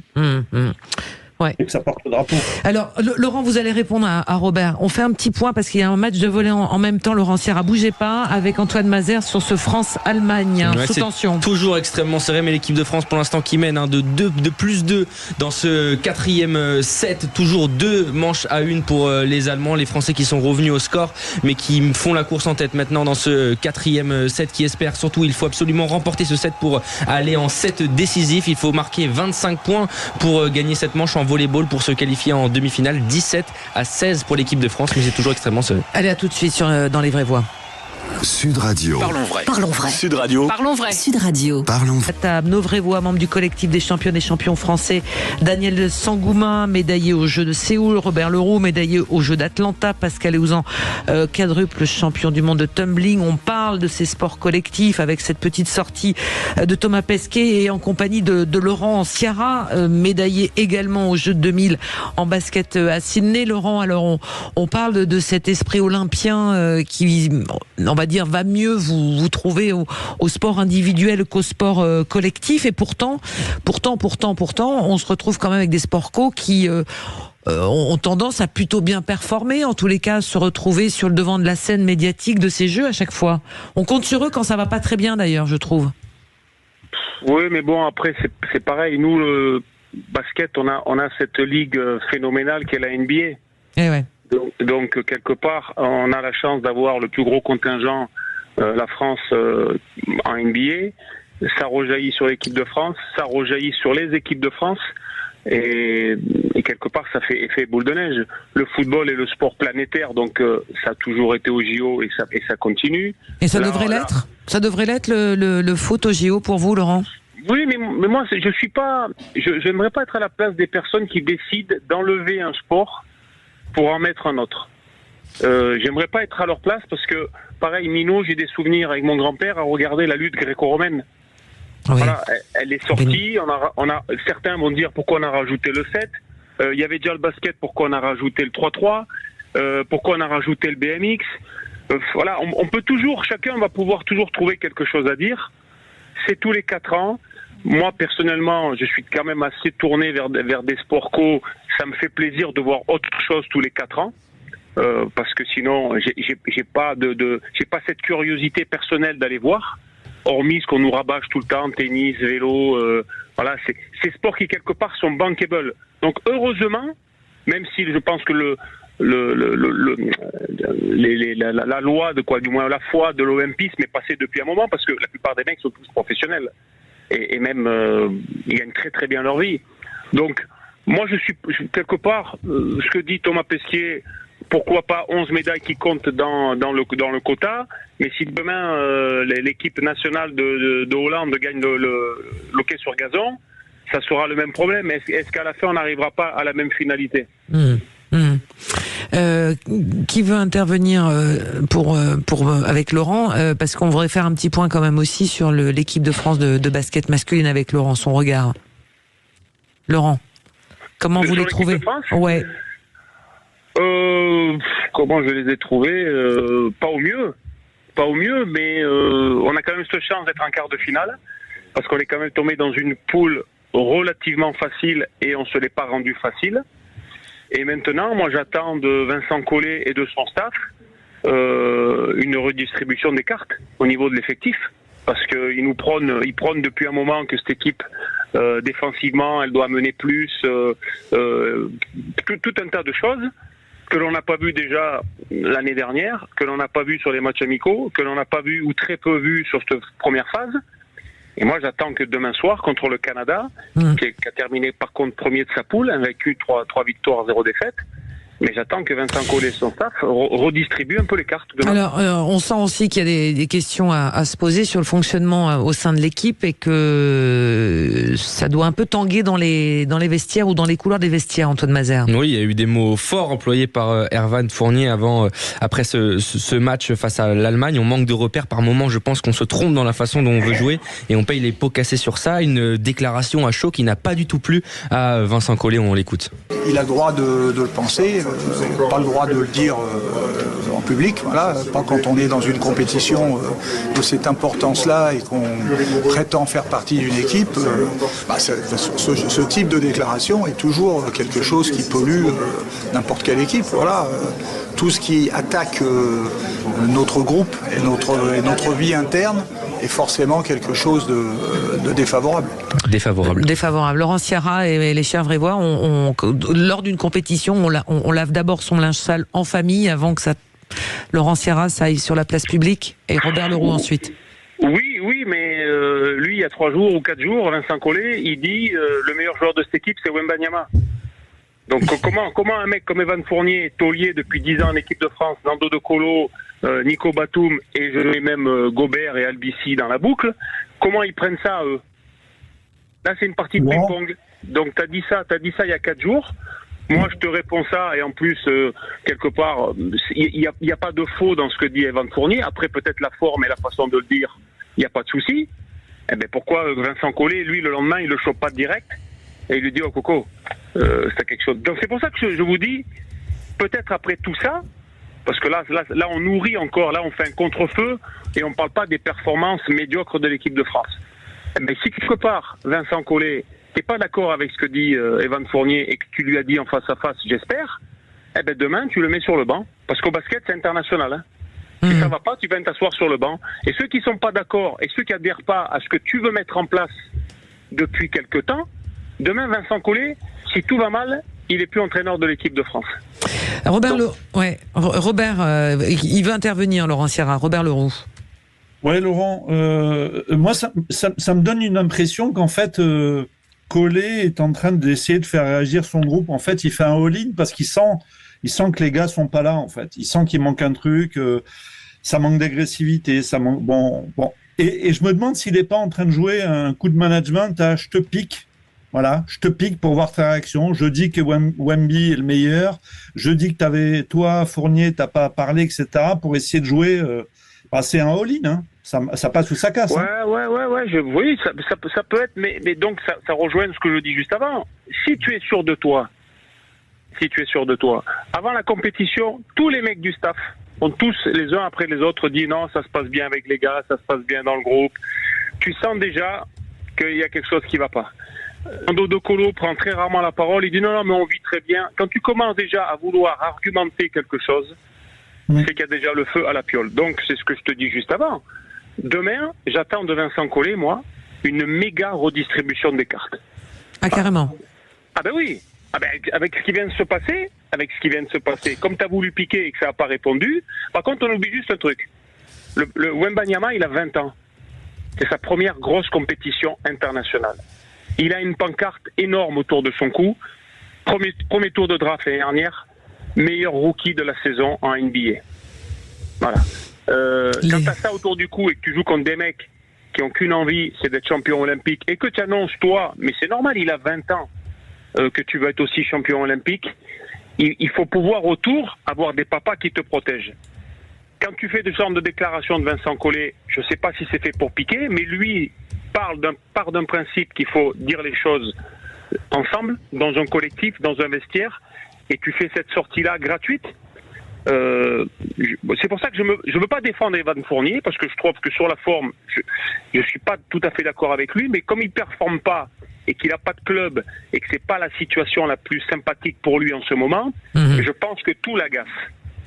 Et il le dit.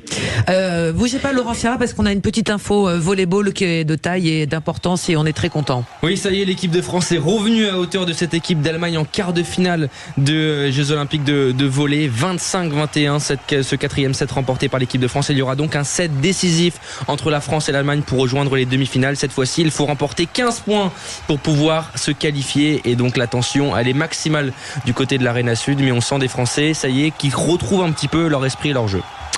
Ça c'est une plutôt bonne nouvelle. Donc un dernier set qui va être ultra décisif. Ouais. Laurent Sierra, pour cette équipe avec le basket demain, le prochain match c'est justement après cette défaite contre l'Allemagne. Cette recette du basket français, elle va passer par on va dire une forme de revanche où là ça peut effectivement exploser le groupe. Non mais c'est fini l'Allemagne. L'Allemagne c'était vendredi soir. Oui. L'Allemagne c'est fini. Les poules qualificatives c'est terminé. Dans ce genre de compète, le match le plus important c'est huitième de finale ou quart de finale. Et là en l'occurrence c'est le quart de finale. Parce que même les Canadiens qui ont fait 3-0, ils sont pas on n'est pas demain à l'abri de les secouer si on a envie de les secouer. Hein. Mmh.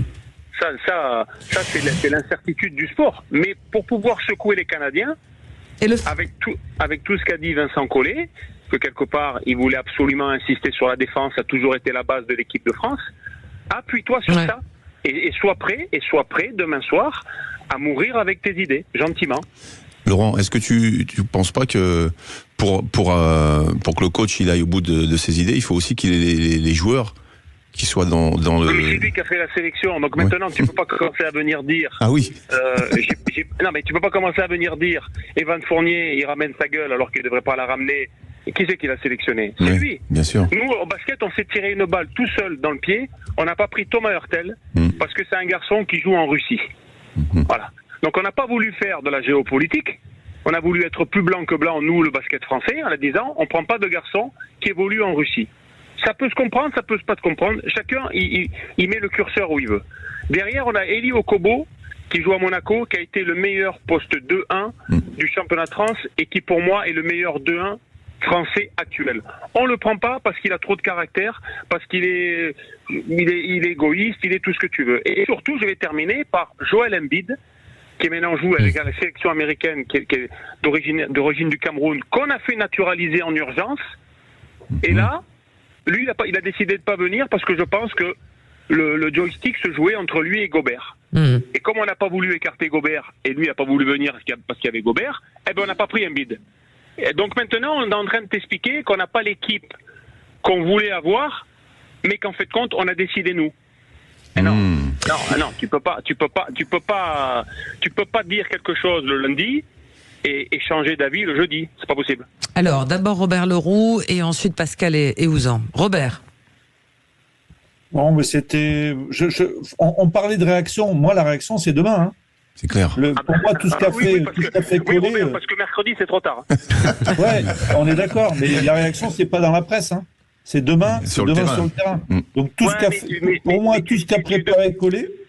Je prends pas sa défense, Laurent. Hein. Non, mais moi non plus. Mais je pense que tu es depuis plus longtemps que moi dans le sport. Tu le suis. C'est devenu courant de faire ça. Il faut arrêter maintenant de faire les veuves effarouchées. Oh, il a dit ça, il m'a répondu comme ça. C'est devenu la routine, ça. Pour moi, c'est devenu la routine. C'est pour ça que je te dis que je pense que c'est un coup de management. Parce que franchement, il n'y a pas un chat à fouetter. Je pense, Robert, que Vincent Collet, il est à terme de solution. Déjà, la fédération aurait dû déjà trancher depuis au minimum 1 an ou 2 de partir avec quelqu'un d'autre. Mais les mecs qui maintenant le critiquent étaient bien contents que ce soit lui pendant des années. Quand nous, les anciens, là, on commence à se réunir en disant ok, c'est plus Vincent Collet, on met qui? On trouvait pas de nom. Si, on trouvait des noms étrangers, mais la fédération ne veut pas d'entraîneurs étrangers. Là, je vais prêcher pour un ami intime, Lolo Forest, qui était dans le staff l'année dernière. Il a pas fait la Coupe du Monde. Comme il n'a pas fait la Coupe du Monde, on a fait comprendre qu'il fallait renouveler le staff. Mais t'as les mêmes têtes. Tu joues de la même façon. Tu joues pas bien. Et en plus, tu t'es fait une équipe moins forte que les années d'avant. Tu t'expliques maintenant au grand public que ça va quand même aller Et parce qu'on a Wembanyama, parce qu'on a Rudy Gobert, parce qu'on a 7 mecs en NBA ou 6 mecs en NBA et qu'on est le plus gros contingent NBA. Mais ça suffira pas, les gars. Au bout d'un moment, ça va se voir que c'est un peu trop gros tout ce qu'on raconte. Moi, Pascal Eouzan. Ouais, j'avais juste, avec un regard extérieur, parce que c'est pas vraiment mon domaine, les sports d'équipe, et puis j'ai juste j'ai l'impression que c'est la période de transition, comme ça a été pu bien être mené au handball, etc. Enfin, on est quand même, il y a une passation entre des générations différentes. Il y a aussi un titre olympique sur les épaules des joueurs actuels, avec des joueurs qui sont annoncés comme étant les plus grands, et pas seulement qu'en taille. Et je me demande si tout ça, finalement, que ça sorte du vestiaire comme ça, c'est parce qu'il y a un trop plein de pression et que finalement, comme vous disiez, Monsieur Collet n'a pas trouvé la solution et peut-être que c'était peut-être pas à lui d'organiser cette équipe, ça j'en sais rien, ou alors les messages sont pas bien passés et puis il a pas réussi à créer le groupe, quoi, tout simplement. Non, mais tu sais, on va se retrouver dans le même cas de figure qu'en 2016 à Rio, mais c'était loin, donc c'était pas aussi chaud, l'actualité n'était pas aussi chaude. C'est la fin de la génération Parker.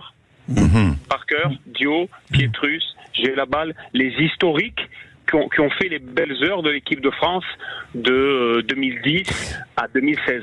Mais le problème de Vincent Collet, c'est la même chose. S'il prend pas de Colo, qui a déjà fait 3 Olympiades, là il fait ses 4e, on dit ouais, mais quand même, service rendu à la patrie. S'il prend pas Fournier, qui malheureusement pour lui n'a pas joué depuis 1 an et demi, s'il le prend pas, on dit ouais, mais avec tout ce qu'a amené Evan Fournier, il le prend pas. Donc là, à force d'avoir fait du gentil, pour rendre service à cette génération extraordinaire, parce qu'il faut pas cracher sur cette génération. Mais donc à un moment donné, donc qu'est-ce qu'on fait? C'est quoi la solution? Heureusement que c'est pas les filles qui ont fait ça, parce que qu'est-ce qu'on dirait? les filles, il faut faire. Je leur souhaite juste un truc aux filles, c'est qu'elles ont fait une très belle première phase en hier où elles se sont un peu pris les pieds dans le tapis contre une très belle équipe d'Australie. Mais en 2000, alors c'est il y a 24 ans, les filles étaient programmées pour être médaillables. Elles avaient fait un premier tour extraordinaire, elles ont perdu en quart de finale contre la Corée. Donc j'espère juste que ça va servir de leçon à tout le monde. Surtout là on parle des filles. Les garçons, pour moi, c'est un autre débat. C'est un autre débat. Il faut coller, ils trouvent 7 mecs, 8 mecs, 9 mecs qui sont prêts à mourir avec ces idées. Et après, tu vois, là, on parle d'un match, hein, les amis. On parle pas de la poule qui te qualifie. Là, on est en quart de finale. Oui, c'est comme. Mais de toute façon, je vais vous dire, Laurent Sierra, c'est comme au hand. C'est-à-dire qu'on est sorti de cette poule du hand masculin dans la souffrance et la douleur, mais on est sorti. Je te coupe de suite. Excuse-moi. On peut pas comparer l'équipe de France olympique de handball et l'équipe de France de basket. Ils ont un palmarès au niveau olympique et au niveau mondial que nous n'avons pas. Et ils peuvent pas se passer à travers encore pire. C'est encore pire. Je dis pas ça. Je dis juste que ils sont habitués à ces batailles, eux. Ils sont habitués.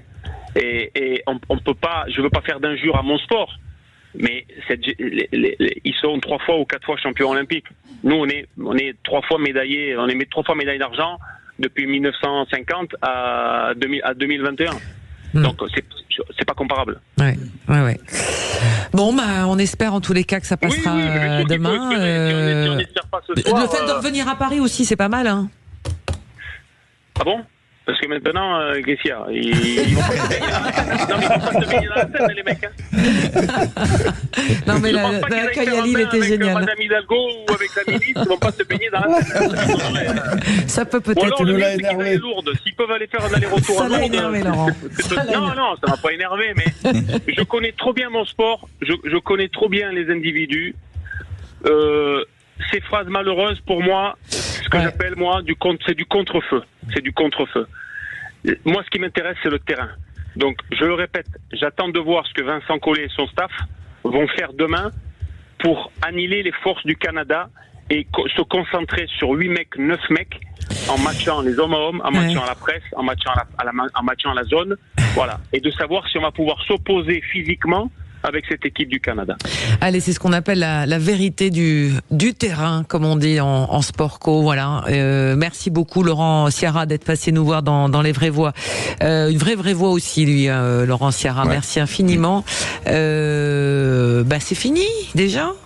Un petit mot de bonnet, Eh ben cher oui, on Antoine, suit dites cette donc. fin de match, l'équipe de France qui mène, qui poursuit sa remontada 8-5 dans le set décisif. Il faut aller marquer, laisser 15 points pour pouvoir soulager ses supporters français et nos petits cœurs aussi, parce que c'est vrai que l'équipe de France était menée 2-0 en quart de finale face à l'Allemagne en volleyball, et l'équipe de France pour l'instant est revenue à 2 partout et mène 8-5 dans le set décisif pour aller chercher cette demi-finale. Voilà, et carton rouge pour l'Allemagne. Et carton rouge pour l'Allemagne, et à la fin de ces matchs France-Allemagne, c'est la France qui gagne, on l'espère. Robert Leroux, la bise, à bientôt. Ciao tout le monde. Et à bientôt. Merci à vous, Robert Leroux, d'avoir été avec nous dans les vraies voix des JO. Pascal Eouzan, pareil, merci beaucoup. On se revoit dans la semaine, je ne sais plus. J'ai plus le temps, mercredi, je crois. Daniel Sangouma, merci beaucoup d'avoir été avec nous ce soir sur Sud Radio. Antoine Mazer, merci capitaine. Merci à la régie et la petite équipe qui m'aide à préparer cette émission. Et dans un instant, vous allez retrouver les infos sur Sud Radio. Très très belle soirée. Et à demain, 17h. Ciao, ciao.